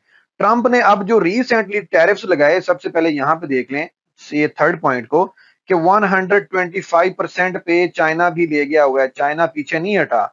ये चले हैं जी 30% से दोनों, 30% से। अब ये यहाँ पे ये यूएसए ने 145% लगा चुका है और चाइना 125% लगा चुका है। टैरिफ्स क्या होते हैं पहले भी बता चुका हूं, जो इंपोर्ट्स आ रही हैं उनके ऊपर टैक्स है, सादा अल्फाज में आपको समझा रहा हूं। तो इसमें जो प्रेसिडेंट ट्रंप ने फिर पहले तो सारे ममालिक के ऊपर एक लंबी लिस्ट जारी कर दी, टैरिफ लगा दिए, हत्ता कि जहां पे कोई आर्कटिक रीजन में नहीं भी रहता था, पेंगुइन रहते थे, उनके ऊपर भी टैरिफ लगा दिए। तो अब क्या किया उन्होंने, जब पूरी दुनिया की मार्केट क्रैश कर गई तो उन्होंने कहा कि 90 डे का पॉज है, 90 दिन के लिए मैं ये रोक रहा हूं, ये तो काम खराब हो गया है। रोक मैं रहा हूं 90 दिन के लिए, लेकिन चाइना के अलावा, चाइना इसमें इंक्लूड नहीं है। तो ये भी आपके समझने के लिए काफी है कि चाइना को वो किसी भी तरह की फेवर देने के लिए यूएसए तैयार नहीं है। तो जी यहाँ पे यही चीज मैंने दिखाई है कि 90 रोज के लिए उन्होंने मुअत्तल किए, लेकिन why China did not get tariff relief, तो टैरिफ की जो रिलीफ है उसमें चाइना को इंक्लूड नहीं किया गया। बड़ा सारा उसमें लिखा हुआ था एक्सेप्ट चाइना, चाइना के अलावा बाकी सबको ये वाली सहूलत मुयसर थी। अब थोड़ी सी डिस्कशन को आगे बढ़ाते हैं। ग्लोबल हेजिटेशन का मतलब ये है कि दुनिया के जो ममालिक हैं वो मुकम्मल तौर पे चाइना के साथ खड़े होने के लिए तैयार नहीं है। रिसेंटली प्रेसिडेंट शी पिंग जो हैं चाइना के प्रेसिडेंट, उन्होंने क्या किया, टैरिफ वॉर शुरू होते ही ना, जो आसियान के कंट्रीज हैं, साउथ ईस्ट एशियन, ये आसियान के बारे में भी किसी दिन मैं आपको बड़ी डिटेल से बताऊंगा, ये भी बड़ी अच्छी डिस्कशन है। क्योंकि मुझे याद है हमारे सर ने कहा था कि यूएसए क्या करता है, अलायंस के थ्रू उसने गिराया था किसको, यूएसएसआर को, नेटो बना के और छोटे छोटे अलायंसेस बना के, इसी तरह वो गिराएगा चाइना को आसियान के थ्रू। बहरहाल चाइना अभी तक तो इसको अच्छे से काउंटर कर रहा है। डिबेट हमारी ये है कि ये ममालिक जिनमें वियतनाम, कंबोडिया और मलेशिया का राइटर ने जिक्र इसलिए किया है कि शी जिनपिंग आजकल इन ममालिक के दौरे पे हैं, वो इनको अपने साथ लगा के रखना चाहते हैं कि ये इसकी फेवर में खड़े हो जाएं, क्योंकि ज्यादातर ममालिक उसी तरह वन पार्टी सिस्टम है, कम्युनिस्ट हैं जिस तरह चाइना है। लेकिन ये कम्युनिस्ट भी मुकम्मल तौर पे चाइना की फेवर करने के लिए तैयार नहीं है। तो यहाँ पे मैंने यही चीज डिपिक्ट की है, एक तरफ अमेरिका है, एक तरफ चाइना है। अब ये तीनों जो है ना परेशान है, लेकिन तीनों मुकम्मल तौर पे चाइना का साथ देने के लिए तैयार नहीं है और यूएसए को डिफाई करने के लिए, उसको नाराज करने के लिए भी एग्री नहीं है। तो जी ये यहाँ पे मैंने यही चीज दिखाई है। टैरिफ वॉर के फौरन बाद ही प्रेसिडेंट जो शी जिनपिंग हैं उन्होंने दौरा स्टार्ट किया है वियतनाम का, इसके अलावा मलेशिया जाएंगे और कंबोडिया, ये तीन ममालिक जाएंगे वो अप्रैल 14 टू 18। आप देखें आज 16 है, मतलब वो आज के दिन भी इस दौरे पे हैं। और ये बड़ी ज्यादा इसकी सिग्निफिकेंस है क्योंकि जो आसियान है इसके साथ अमेरिका बड़े क्लोज रिलेशन रखता है। हालांकि इसमें कुछ ममालिक ऐसे भी हैं, मैं आगे वो भी दिखाऊंगा, जो कि वन पार्टी सिस्टम है, वो भी कम्युनिस्ट हैं, लेकिन स्टिल चाइना को घेरने के लिए, क्योंकि ये चाइना की हमसायगी में मौजूद है, तो इनके साथ बड़ी अच्छी कोऑपरेशन रखता है। अब जो कंपटीशन है ना, इसमें तीन चीजें हैं, अथॉरिटेरियनिज्म, सॉफ्ट पावर और ग्लोबल इन्फ्लुएंस। ये तीनों को हम वन बाय वन देखेंगे। अब हमारी डिस्कशन क्योंकि यही थी कि चाइना क्यों रूल नहीं करेगा दुनिया को। देखें, याद रखें, China one party repressive state है जहां पे इंडिविजुअल्स के उस तरह हकूक, उस तरह की आजादियां नहीं है जिस तरह की एक जमहूरियत प्रोवाइड करती है। ये लिबरल मॉडल नहीं है। सबसे बड़ी रीजन यही होगी कि अब आप देखें, हमें भी अगर ये कहा जाए, हम कहते हैं जी अफगानिस्तान में जी जराइम बड़े कम है, अफगानिस्तान में जी बड़ा सुकून है, क्योंकि अब है भी।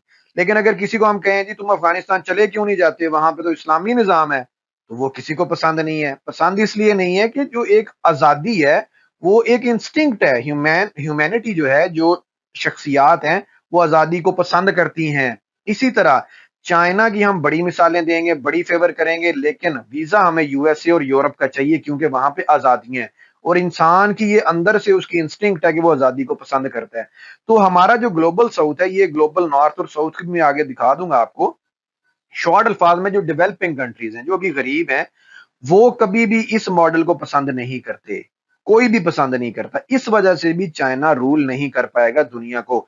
लेकिन एक चीज आ गई है, वो ये है कि ट्रंप भी मुकम्मल तौर पे अथॉरिटेरियन रूल की तरफ जा रहे हैं। जिस तरह वो लोगों को यूएसए से निकाल रहे हैं और सारा कुछ कर रहे हैं, वो भी जो एक जमहूरियत की क्रेडिबिलिटी है उसको वो मुतासर कर रहे हैं।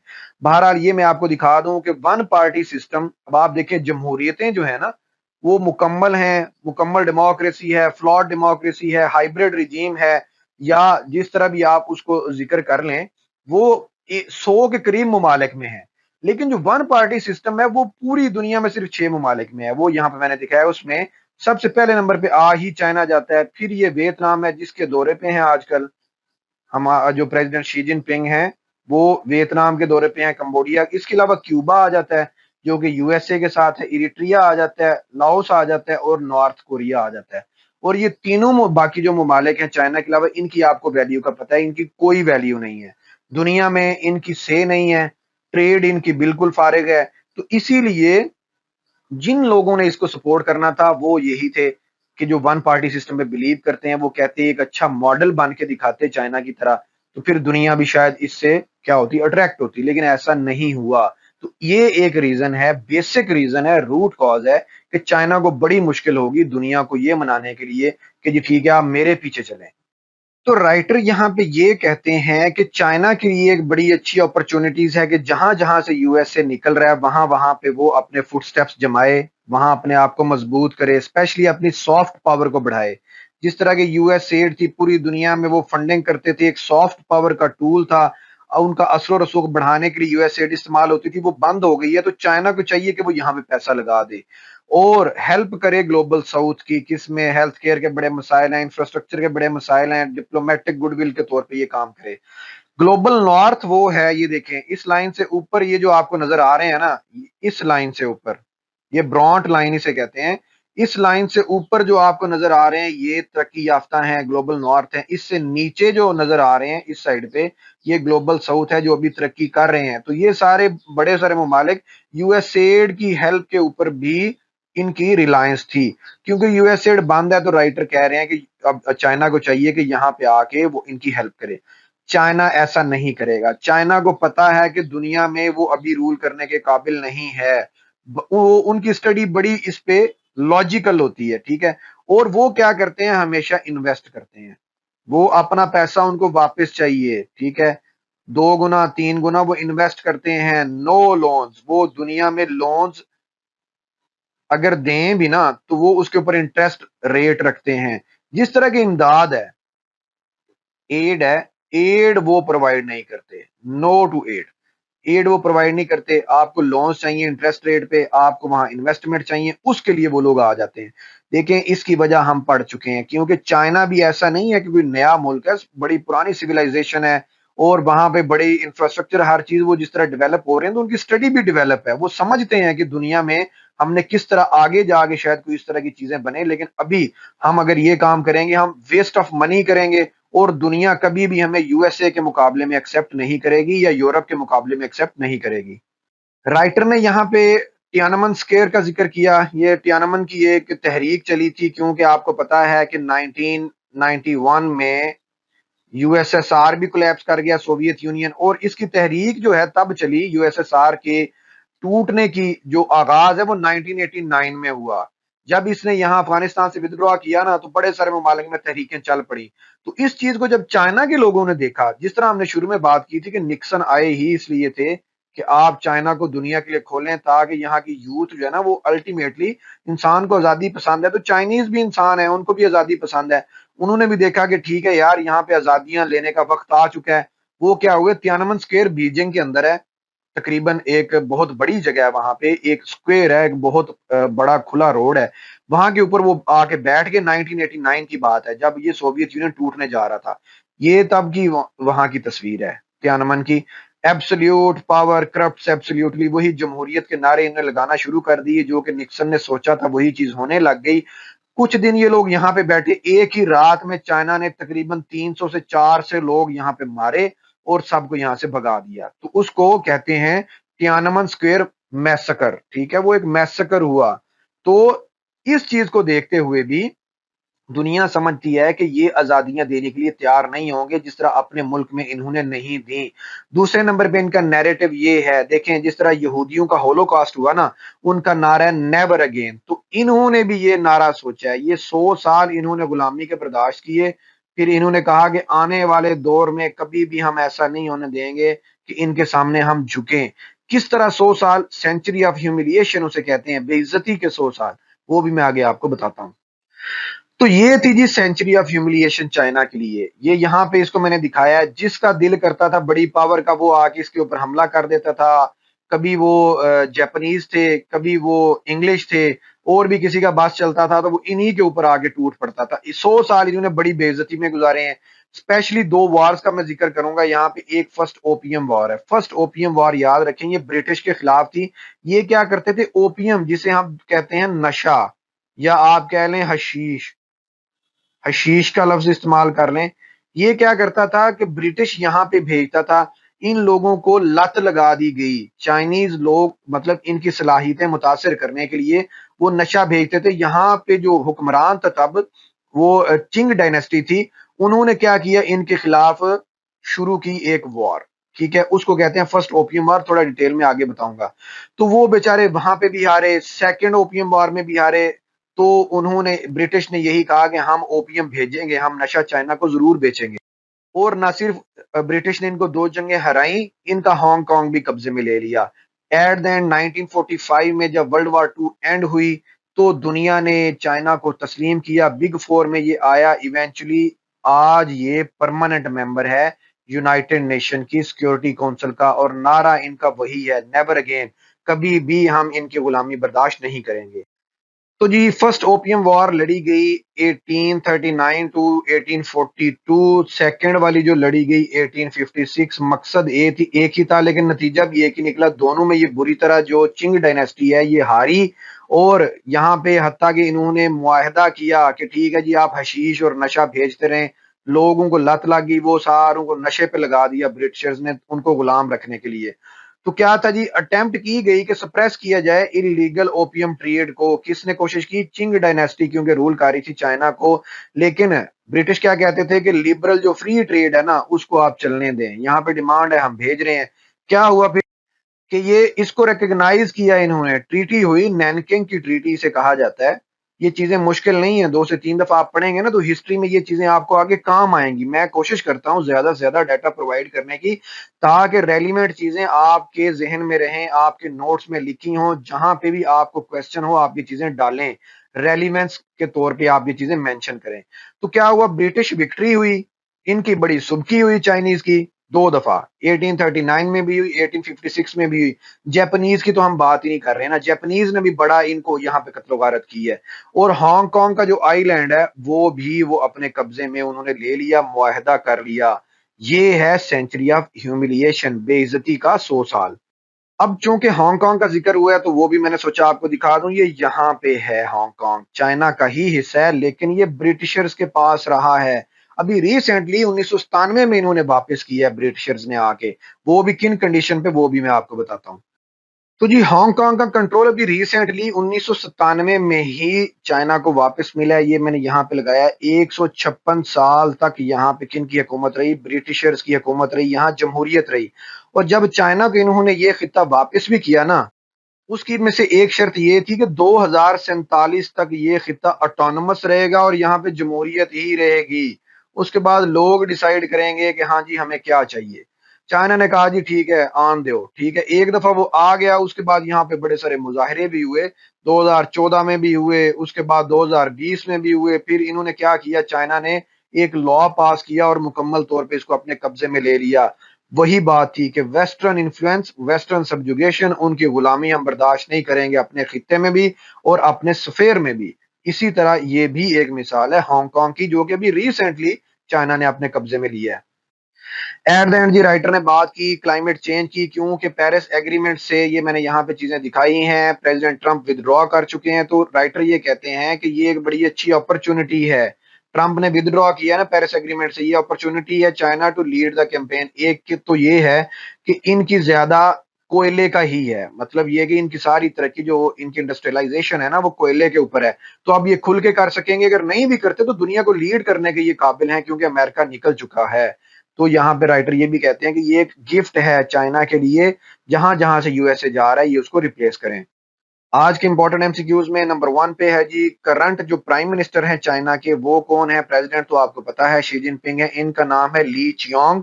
और फॉरेन मिनिस्टर कौन है? इनका नाम है वेंग जी। तो जी यूएस चाइना की रेबेलरी की तकरीबन मैंने हिस्ट्री आपको बता दी, और ट्रेड वार में क्या चल रहा है ये भी हमने डिस्कस किया। आज की वोकैब में नंबर 1 पे है पीस मील। पीस मील कहते हैं ग्रेजुअली, आहिस्ता आहिस्ता किसी चीज का होना। डायाट्राइब कहते हैं गालम गलोच करना, सख्त अल्फाज बोलना किसी को। एनसीयू कहते हैं अगर कोई काम किया जाए तो उसका क्या नतीजा निकला, रिजल्ट क्या आया, आउटकम क्या था। कटिंग एज कहते हैं जो कि उस वक्त की मोस्ट एडवांस टेक्नोलॉजी हो। मार्वल कहते हैं, आप यूं समझ लें कि जिस चीज में आप बड़ा ज्यादा हैरान हो जाएं, इतनी वो नाकाबिले यकीन हो। इसी तरह जी रेप्रीव कहते हैं कैंसल करना या पोस्टपोन करना। इरेटिक कहते हैं जो सीधा ना हो, इनकंसिस्टेंट हो, कभी कंटिन्यू हो जाए फिर डिसकंटिन्यू हो जाए। मेथड इन द मैडनेस जो है ये यहाँ पे इस्तेमाल हुआ था। इसका मतलब ये होता है रीजन बिहाइंड मिस्टीरियस बिहेवियर, कि अगर कोई पागलपन कर रहा है तो उसके पीछे कोई वजह होती है। तो वायबल कहते हैं ऐसी चीज जो कि वर्केबल हो, जिसके ऊपर काम हो सके, फिजिबल हो। बेस्टियन कहते हैं डिफेंडर को या सपोर्टर को या टॉर्च बेरर, जिस तरह के यूएसए बेस्टियन है फ्री स्पीच का। Hello students, Assalamu alaikum. I hope you all students are doing well. Students, आज का जो हमारा लेक्चर का टॉपिक है this is justice with in reach. और आज के हम करंट अपने लेक्चर के अंदर बेसिकली जो डिस्कशन करेंगे, हम डिस्कशन करेंगे पाकिस्तान के जस्टिस सिस्टम के ऊपर। जो है वो हमारा आज का जो लेक्चर है ना वो बेस करता है। ओके स्टूडेंट्स, सो नाउ यहाँ पर मैंने एक इलस्ट्रेशन लगाई है। पहले पहले हम समझ लेते हैं कि ये जो पाकिस्तान में जो जस्टिस सिस्टम है, हमारे जो क्रिमिनल कोर्ट्स हैं, इनकी क्लासिफिकेशन जो है वो बेसिकली किस तरीके से है। बहुत से बच्चों को जो है वो ऑलरेडी इसके बारे में पता होगा कि क्लासिफिकेशन जो है मतलब किस तरीके से इसको क्लासिफाइड किया गया है, इसकी जो डिवीजन है वो किस तरीके से है। लेकिन जिनको नहीं पता उनको जो है वो मैं थोड़ा यहाँ पर जो है वो एक्सप्लेन कर देती हूँ। पहले तो हमारे पास आती है हमारी 4 कोर्ट्स। एक आती है सुप्रीम कोर्ट, देन हमारे पास आती है हमारी high court, then session court and then magisterial court. अब यहाँ पर हमारे पास supreme court and high court जो होती है ना, ये बहुत ज्यादा मतलब कि पॉलिटिकली और बहुत ज्यादा जो होते हैं ना डीम्ड डिसीजन से यहाँ पर मुराद वो डिसीजन है जो कि हमारे सेशन कोर्ट और मैजिस्ट्रियल कोर्ट से जो होते हुए गुजरते हैं ना, उनके डिसीजन जो होते हैं ना, मतलब कि इंतहाई संगीन मसले के ऊपर जो फैसला लेना होता है ना, वो हमारा जो है ना वो सुप्रीम कोर्ट और हाई कोर्ट डिसीजन लेती है।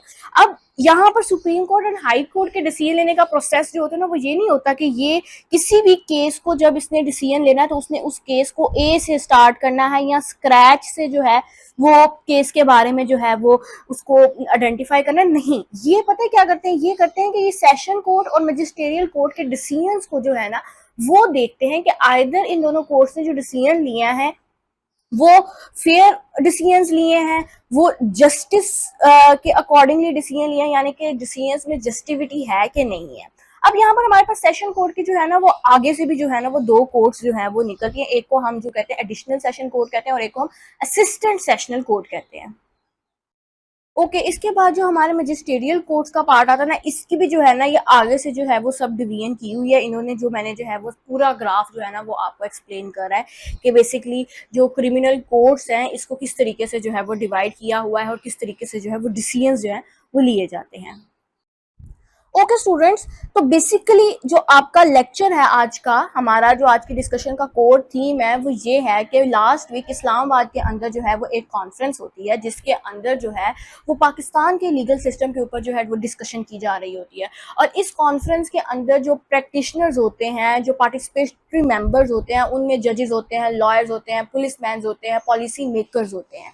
और ऐसा कंसीडर किया जा रहा होता है, बहुत से ओपिनियंस में ये चीज़ लिखी जाती है कि ये जो मीटिंग है ये बहुत टाइम बाद इस तरह की मीटिंग जो है वो अरेंज हुई, जिसके अंदर स्पेसिफिकली लीगल सिस्टम के अंदर होने जाने वाले चैलेंजेस के ऊपर डिस्कस किया गया और फिर ये देखा गया कि अब इन चैलेंजेस को जो है वो फिक्स किस तरीके से जो है वो किया जा सकता है, पॉसिबली जो है वो सोल्यूशंस क्या हो सकते हैं।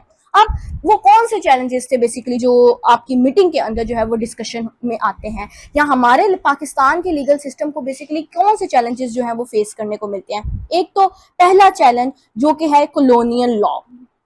कॉलोनियल लॉ को अगर मैं आउटडेटेड लॉ भी कहूंगी तो ये चीज जो है ये गलत नहीं होगी कि हमारा लीगल सिस्टम आज भी वही ब्रिटिश रूल्स के अकॉर्डिंगली काम कर रहा है, ब्रिटिश लॉ के अकॉर्डिंगली काम कर रहा है, जो कि एक गलत चीज है। ये एक आउटडेटेड लॉज हैं जो कि हमारे लीगल सिस्टम को आगे बढ़ने नहीं दे रहे। सेकेंड चैलेंज हमारे पास आता है हमारे लीगल सिस्टम की बाइसनेस। बाइसनेस वही चीज कि आप जस्टिविटी के साथ डिसीजंस नहीं ले रहे, आप फेयरनेस के साथ जो है वो डिसीजंस नहीं ले रहे। आपके पॉलिटिकल सिस्टम के अंदर समटाइम्स आपकी पॉलिटिकली पावर इतनी ज्यादा डोमिनेट हो जाती है आपके लीगल सिस्टम के अंदर कि आपकी पॉलिटिकली पार्टीज जो होती है ना वो भी आपके लीगल सिस्टम को खरीदना चाहती हैं। वो अपने जजेस और अपने डिसीजन मेकर्स जो है वो वहां पर अपॉइंट करते हैं ताकि वो उनके अकॉर्डिंगली जो है वो काम करें, जिसके अंदर हम ये देखते हैं कि आपका जस्टिस सिस्टम भी बाइस्ड हो चुका है, वो सिर्फ पॉलिटिकल पार्टी को सपोर्ट करा। तो इस चीज को जो है वो हम बाइसनेस कहते हैं। ये एक हमारे ऊपर जो है वो बहुत बड़ा जो है वो चैलेंज बना हुआ है। तीसरा हमारे पास जो है वो चैलेंज आता है over use of power. Over use of power से मुराद वही कि जस्टिस डिसीजन नहीं लिए जाते, बैलेंस ऑफ पावर नहीं किया जाता। आपके जो डिसीजन मेकर्स हैं, आपके जो जजेस हैं, जब वो कोई भी डिसीजन लेते हैं तो वो डिसीजन वो समटाइम्स इस तरीके से लेते हैं कि आपकी जो क्लास डिवीजन में आपकी जो लोअर क्लास या आपकी जो मिडिल क्लास है वो ज्यादा कॉन्सिक्वेंसेस फेस करती है रादर देन आपकी इलीट क्लास। जो लास्ट चैलेंज फेस करने को मिलता है वो हमारे पास आता है लैक ऑफ ओवरसाइट का। इसको अगर मैं अकाउंटेबिलिटी भी कहूंगी तो वो चीज भी जो है वो गलत नहीं होगी, यानी कि आपके कोर्ट्स, आपके प्रिजनर्स के अंदर कोई अकाउंटेबिलिटी नहीं है, कोई अकाउंटेबल नहीं कर रहा उन लोगों को। ये चीज जो है ये हमारे लिए एक बहुत बड़ा जो है ये चैलेंज बनी हुई है। अब ये तमाम चैलेंजेस क्यों हैं, what are the main reason of all this? इसकी सबसे बड़ी मेन रीजन जो आती है ना वो आती है हमारे पास हमारी पॉलिटिकली निग्लेक्शन। इसको अब ये पॉलिटिकली निग्लेक्शन जो है ना ये बेसिकली पॉलिटिकल इंस्टेबिलिटी की वजह से आती है कि जब आपके पॉलिटिकल पार्टीज आप अपने ही मसलों के अंदर उलझी रहेंगी, जब वो अपनी ही एक पावर को अटेन करने की भूख के अंदर, सिर्फ पावर के अंदर जब वो आपस में ही लड़ती रहेंगी तो वो किस तरीके से मुल्क के मसलों को हल करेंगी, मुल्क के बेसिक पिलर्स के ऊपर कॉन्सेंट्रेट करेंगी, जिसमें हमारे पास हमारा जस्टिस सिस्टम आता है, हमारे पब्लिक ओपिनियंस आते हैं, जिसमें हमारे पास हमारे ह्यूमन राइट्स आते हैं, हमारे पास हमारी एजुकेशन आती है, हमारे पास हमारा पब्लिक हेल्थ सेक्टर आता है। किस तरीके से वो इन तमाम सेक्टर्स के ऊपर कॉन्सेंट्रेट करेगी जब तक वो अपने ही मसलों से, अपनी ही लड़ाइयों से जो है वो हल नहीं हो सकती। तो ये यहाँ पर आती है कि आपकी पॉलिटिकल इंस्टेबिलिटी, आपकी पॉलिटिकली निग्लेक्शन जो है वो इस चीज की, इन तमाम चैलेंजेस की जो है ना वो बेसिक वजह बनी हुई है। इसके बाद दूसरी वजह वो कहते हैं कि वो लैक ऑफ इन्वेस्टमेंट है, कि आप अपने जुडिशियल सिस्टम के अंदर जो है ना वो इन्वेस्टमेंट नहीं कर रहे हैं। आपका जुडिशियल सिस्टम जो है वो अभी भी जो है वो वहां पर प्रॉपर तरीके से जो है ना, आपके कोर्ट्स इतने कोई पायदार नहीं है, मतलब उनका इंफ्रास्ट्रक्चर इतना अच्छा नहीं है, आपके प्रिजनर्स का इंफ्रास्ट्रक्चर जो है वो अच्छा नहीं है, बहुत ज्यादा आपके इंफ्रास्ट्रक्चर जो है वो आउटडेटेड बने हुए हैं। मतलब वही बात है कि इन्वेस्टमेंट नहीं है। अब अगर इस चीज को मैं इंटरनेशनल रिलेशन से जो है वो लिंक करूं तो इंटरनेशनल रिलेशंस के अंदर हमारे पास बहुत सी ऐसी ट्रीटीज हैं, बहुत से एग्रीमेंट्स हैं जो कि हमें ह्यूमन राइट्स के बारे में बताते हैं, जो कि हमें इंटरनेशनल लॉ के बारे में बताते हैं, जिसमें एक बहुत इंपॉर्टेंट एग्रीमेंट के बारे में मैं यहाँ पर बात करूंगी जो कहता है universal declaration of human rights, UDHR। हम सबको इसके बारे में पता होगा, universal declaration of human rights, जो कि हमें बेसिक ये चीज बताता है कि हमें ह्यूमन राइट्स को, हमें डिसीजन लेते वक्त ह्यूमन राइट्स की जो है वो कितनी ज्यादा जो है वो इंपॉर्टेंस है इस चीज में, और एक स्टेट जो है वो कितनी ज्यादा रिस्पॉन्सिबल है इस चीज में कि वो फेयर ट्रायल्स करे। फेयर ट्रायल से मुराद यहाँ पर यह आती है कि डिसीजन जो है वो फेयर होने चाहिए, आपका जस्टिस सिस्टम जो है वो वाकयातन इंसाफ के ऊपर मबनी होना चाहिए और इक्वालिटी होनी चाहिए आपके अंदर।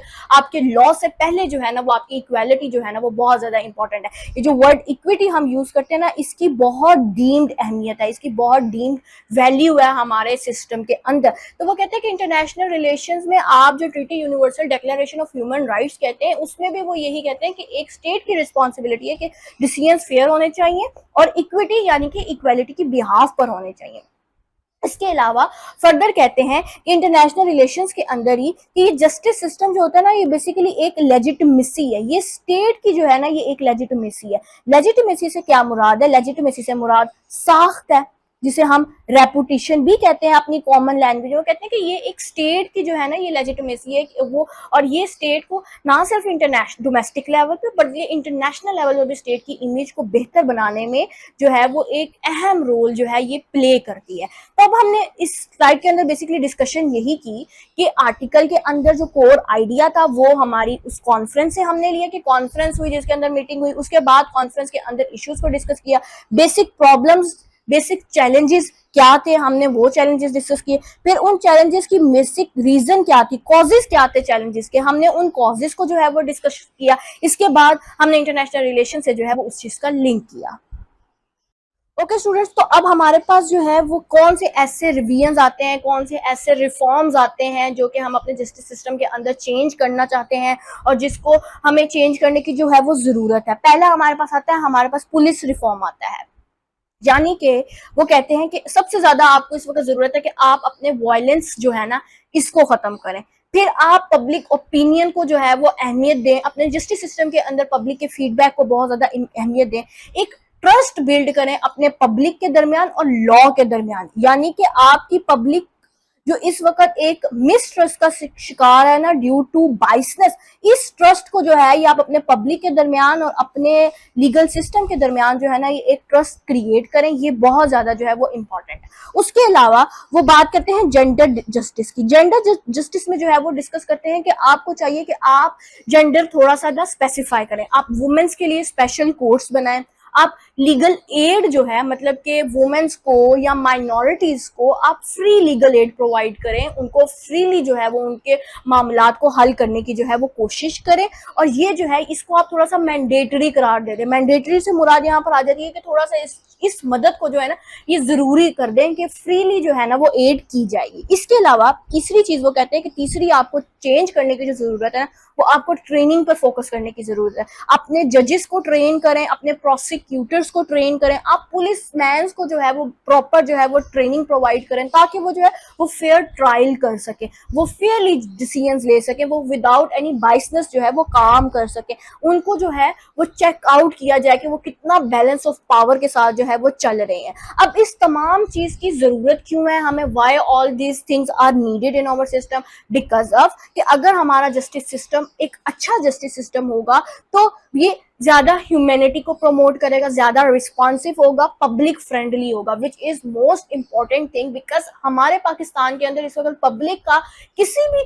पाकिस्तान के सेक्टर के ऊपर ना कोई खासा यकीन नहीं है। स्पेसिफिकली अगर हम जस्टिस सिस्टम की बात करते हैं ना, लीगल सिस्टम की बात करें, तो लीगल सिस्टम के ऊपर लोगों का जो है ना वो ज्यादा यकीन नहीं रहा, तो इसलिए वो कहते हैं कि आपको इस वक्त सबसे ज्यादा जरूरत है कि आप अपने लीगल सिस्टम को जो है वो पब्लिक फ्रेंडली बनाए, इसको रिस्पॉन्सिव बनाए, अपनी मिडिल क्लास के लिए, अपनी लोअर क्लास के लिए भी जो है ना वो इसको रिस्पॉन्सिव बनाए, ताकि जस्टिस जो है वो आपको प्रोटेक्शन प्रोवाइड कर सके और आपको रिहेबिलिटेशन प्रोवाइड कर सके, आपको महफूज अपने मुल्क के अंदर महसूस करवा सके। अब यहाँ पर अगर हम किसी ग्लोबल एग्जांपल्स की बात करें तो मैं नॉर्वे के सिस्टम की बात करूंगी कि नॉर्वे के अंदर स्पेसिफिकली उन्होंने जो है उधर के जस्टिस सिस्टम के अंदर उन्होंने रिहेबिलिटेशन को और प्रोटेक्शन को जो है ना अपना मेन एजेंडा और मेन थीम जो है वो कंसीडर किया और इसी बिहाफ पर जो है उन्होंने डिसीजंस लिए। इसके अलावा साउथ अफ्रीका का जो कॉन्स्टिट्यूशनल सिस्टम है, वहां का भी जो जस्टिस सिस्टम है ना, उसको भी जो है वो बहुत ज्यादा जो है ना वो फेयर तरीके से चलाया जा रहा है, इस वक्त भी जो है वो बहुत ज्यादा जो है वो फेयर तरीके से चल रहा है।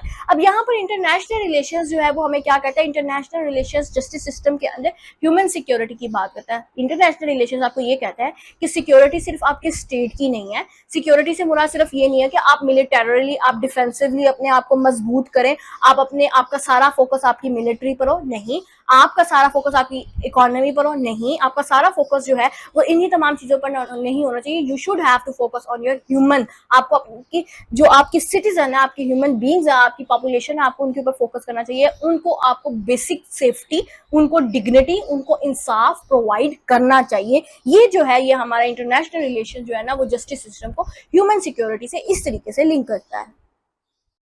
नाउ कॉल टू एक्शन, यहाँ पर मैंने एक कोट भी लिखी है जिसमें वो कहते हैं कि justice is not measured by how aggressively the system punishes but by how steadily it protect dignity.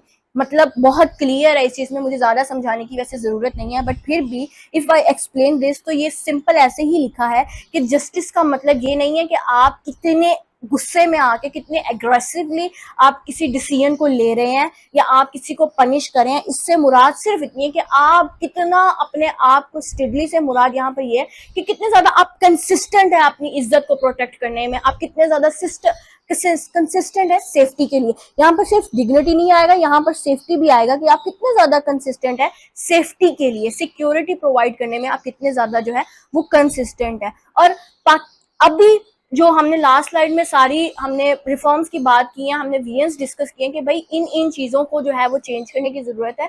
तो पाकिस्तान को जो है ना वो इस वक्त इसी चीज़ की ज़रूरत है कि एक तो कलेक्टिव पॉलिटिकल विल लेकर आए, यानी कि अगर जस्टिस सिस्टम को चेंज करना है, वाकई ही वही पुराने प्रॉब्लम्स को सल्यूट करने की तरफ जाना है, तो इसके लिए सिर्फ इतनी सी चीज़ है कि पॉलिटिकल पावर में रिजीम चाहे किसी की भी हो, चाहे वो आपका आईके है, चाहे वो आपका पीएमएलएन है, चाहे वो आपका पीपीपी है, चाहे कोई भी है आपके पॉलिटिकली पावर के अंदर, सिस्टम के अंदर जो मौजूद पॉलिसीज है ना उनको चेंज ना किया जाए। जब आप उनको चेंज करते हो ना तो वो सबसे बड़ा आपका ड्रॉबैक होता है। जब आप पॉलिसीज को बार बार चेंज करते हो due to the change of your politically regime, ये चीज जो है ना ये नहीं होनी चाहिए। इसके अलावा हर किसी को जो है ना, हर कोई जो है ना वो इस चीज के लिए रिस्पॉन्सिबल है। एवरीवन इज रिस्पॉन्सिबल, जो कि हमारे स्टेट ऑनर्स है ना, जिसमें हमारे पॉलिटिशियंस आते हैं, हमारे ब्यूरोक्रेट्स आते हैं, हमारे लॉयर्स आते हैं, हमारे जजेस आते हैं, हमारे पुलिस ऑफिसर्स आते हैं, हमारे सिटीजन आते हैं। हर कोई जो है वो रिस्पॉन्सिबल है कि वो जस्टिविटी के साथ काम ले। हर कोई जो है वो रिस्पॉन्सिबल है कि वो फेयर इनफ डिसीजंस ले। अब करंट अफेयर्स इस चीज में हमें क्या कहता है, वो ये कहते हैं कि अगर अब हमें इस टाइम पर अगर हम इजराइल पैलेस्टाइन कॉन्फ्लिक्ट के बारे में देखें तो इस टाइम पर हमें क्या जरूरत है, हमें जरूरत है कि हम ग्लोबली अपने राइट्स के ऊपर फोकस करें, ह्यूमन राइट्स को फोकस करें और ह्यूमन राइट्स के ऊपर हम ग्लोबली जो है वो अपनी आवाज उठाएं, पब्लिक ओपिनियन जो भी है वो प्रॉपर्ली किया जाए। हमें ना सिर्फ इजराइल पैलेस्टाइन में गजा के ऊपर बल्कि कश्मीर के इशू पे भी हमें कश्मीरियंस की ह्यूमन राइट्स के ऊपर, उनकी जस्टिविटी के ऊपर जो है वो ग्लोबली एफर्ट्स करनी चाहिए। सब ममालिक को इकट्ठे होकर जो है वो काम करना चाहिए और इस चीज को इंटरनेशनल रिलेशंस कहते हैं कि ये आपकी सॉफ्ट पावर है। ये आपकी स्टेट को इंटरनेशनल लेवल पर लेजिटिमेट कहलाने में एक अच्छा रोल प्ले करता है। आपका लीगल सिस्टम जितना जस्टिस के साथ काम करता है, डोमेस्टिकली आपके जितने ह्यूमन राइट्स सिक्योर होंगे ना, उतना आप इंटरनेशनल लेवल पर जाकर ह्यूमन राइट्स के ऊपर बात कर सकते हो। अगर डोमेस्टिकली आपकी मुल्क के अंदर ह्यूमन राइट्स की वायलेशन हो रही होगी तो on which basis you can talk on international level? You can't talk on international level on the topic of human rights. You have no right to talk on international human rights on the international level. तो यही कहते हैं कि अगर आप domestically इस चीज के ऊपर वर्क करोगे तो इंटरनेशनल लेवल पर आप उस चीज के ऊपर बात कर सकते हो, जो कि एक सॉफ्ट पावर है। ये आपके लोगों को जब फेयरली महसूस करवाएगी तो आप इंटरनेशनल लेवल पर एक अच्छी इमेज जो है वो क्रिएट कर दोगे। ऑन द अदर हैंड वो कहते हैं कि ये एक डेमोक्रेटिक अकाउंटेबिलिटी में आता है, क्योंकि डेमोक्रेसी जो हमें कहती है, डेमोक्रेसी जब हमें फ्रीडम ऑफ स्पीच के बारे में बताती है, फ्रीडम ऑफ राइट के बारे में बताती है, तो ये जरूरी है यहाँ पर कि हम अपने लीगल सिस्टम के ऊपर जो है ना वो डेमोक्रेटिकली काम करें, हमें अपने लीगल सिस्टम को अकाउंटेबल बनाए, ताकि ये हमारी गुड गवर्नेंस में भी आ जाएगी चीज, ये हमारे ग्लोबल स्टैंडिंग में भी जो है ना ये चीज जो है ये बहुत ज्यादा इंपॉर्टेंट है। अब यहाँ पर जो हमारे पास कुछ क्वेश्चंस आते हैं बेसिकली वो क्या आते हैं। पहला हमारे पास सवाल ये आ जाता है कि पाकिस्तान के जस्टिस सिस्टम के अंदर डिले क्यों हो रहा है। वही बात जो हमने सारे चैलेंजेस डिस्कस किए और उन चैलेंजेस को हमने कॉज बताया कि भाई चैलेंजेस में हमारे पास कॉलोनियल लॉ था, यूज ऑफ एक्सेसिव पावर था, फिर हमारे पास बाइसनेस थी, ये हमारे चैलेंजेस थे। चैलेंजेस किस वजह से थे भाई, हमारी पॉलिटिकल इंस्टेबिलिटी थी। पॉलिटिकल इंस्टेबिलिटी की वजह से हम लोग जो है वो अपने लीगल सिस्टम में भी जो है वो डिले फेस करते हैं। फिर हमारे पास दूसरा सवाल ये आता है कि what can be done to fix it, इन तमाम चीजों को किस तरीके से जो है वो फिक्स किया जा सकता। उसके बारे में हमने अपने वीएंस डिस्कस किए, हमने रिफॉर्म्स डिस्कस की कि किन किन चीजों को फिक्स करने की जरूरत है। हमें स्ट्रक्चर रिफॉर्म्स की जरूरत है, हमें जो है वो थोड़ा सा स्पेसिफाइड जेंडर करना है, यहाँ पर हमें ट्रेनिंग की जो है वो यहाँ पर जरूरत है, हमें यहाँ पर जो है वो अकाउंटेबिलिटी की जरूरत है कि पब्लिक की अकाउंटेबिलिटी होना बहुत ज्यादा जरूरी है। फिर वो कहते हैं कि अब हम इन तमाम चीजों को इंटरनेशनल रिलेशन से किस तरीके से कनेक्ट करते हैं। इसमें सिस्टम वही बात कि एक फेयर सिस्टम जो है वो आपकी स्टेट की लेजिटिमेसी क्रिएट करता है। स्टेट की लेजिटिमेसी क्रिएट करता है तो आपके ह्यूमन राइट्स के लेवल पर आप स्ट्रेंथन हो जाते हो। आप सस्टेनेबल डेवलपमेंट गोल्स में जो है, जब सस्टेनेबल डेवलपमेंट गोल्स आपको ह्यूमन राइट्स के बारे में बताते हैं, तो आप उन गोल्स को जब अचीव करते हो तो इंटरनेशनल लेवल पर डेफिनेटली जो आपकी इमेज जो है ना वो बहुत ज्यादा जो है वो बेहतर हो जाती है। तो ये तमाम जो था ये बेसिकली हमारा आज का लेक्चर था। आई होप आप लोगों को लेक्चर की समझ में आई हो।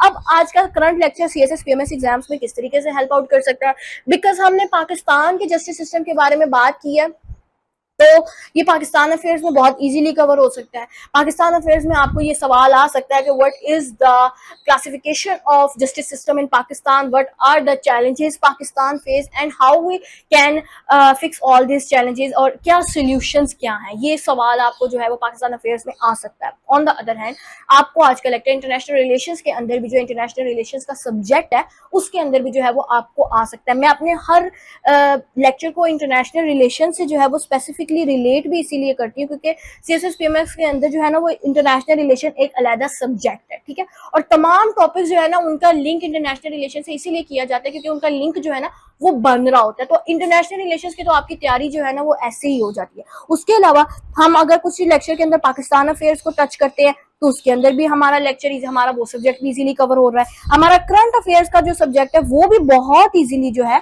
वो कवर हो रहा है। स्पेसिफिकली आज का जो लेक्चर है वो बाय नेम में जो जाहिर है कि वो पाकिस्तान के लीगल सिस्टम के बारे में बात करें, जस्टिस सिस्टम के बारे में बात करें, तो जस्टिस सिस्टम के अंदर जो है ना वो आज का लेक्चर इजीली कोट कर सकते हैं आप लोग। आई होप आप लोगों को लेक्चर की समझ में आई हो। Thank you so much, best of luck.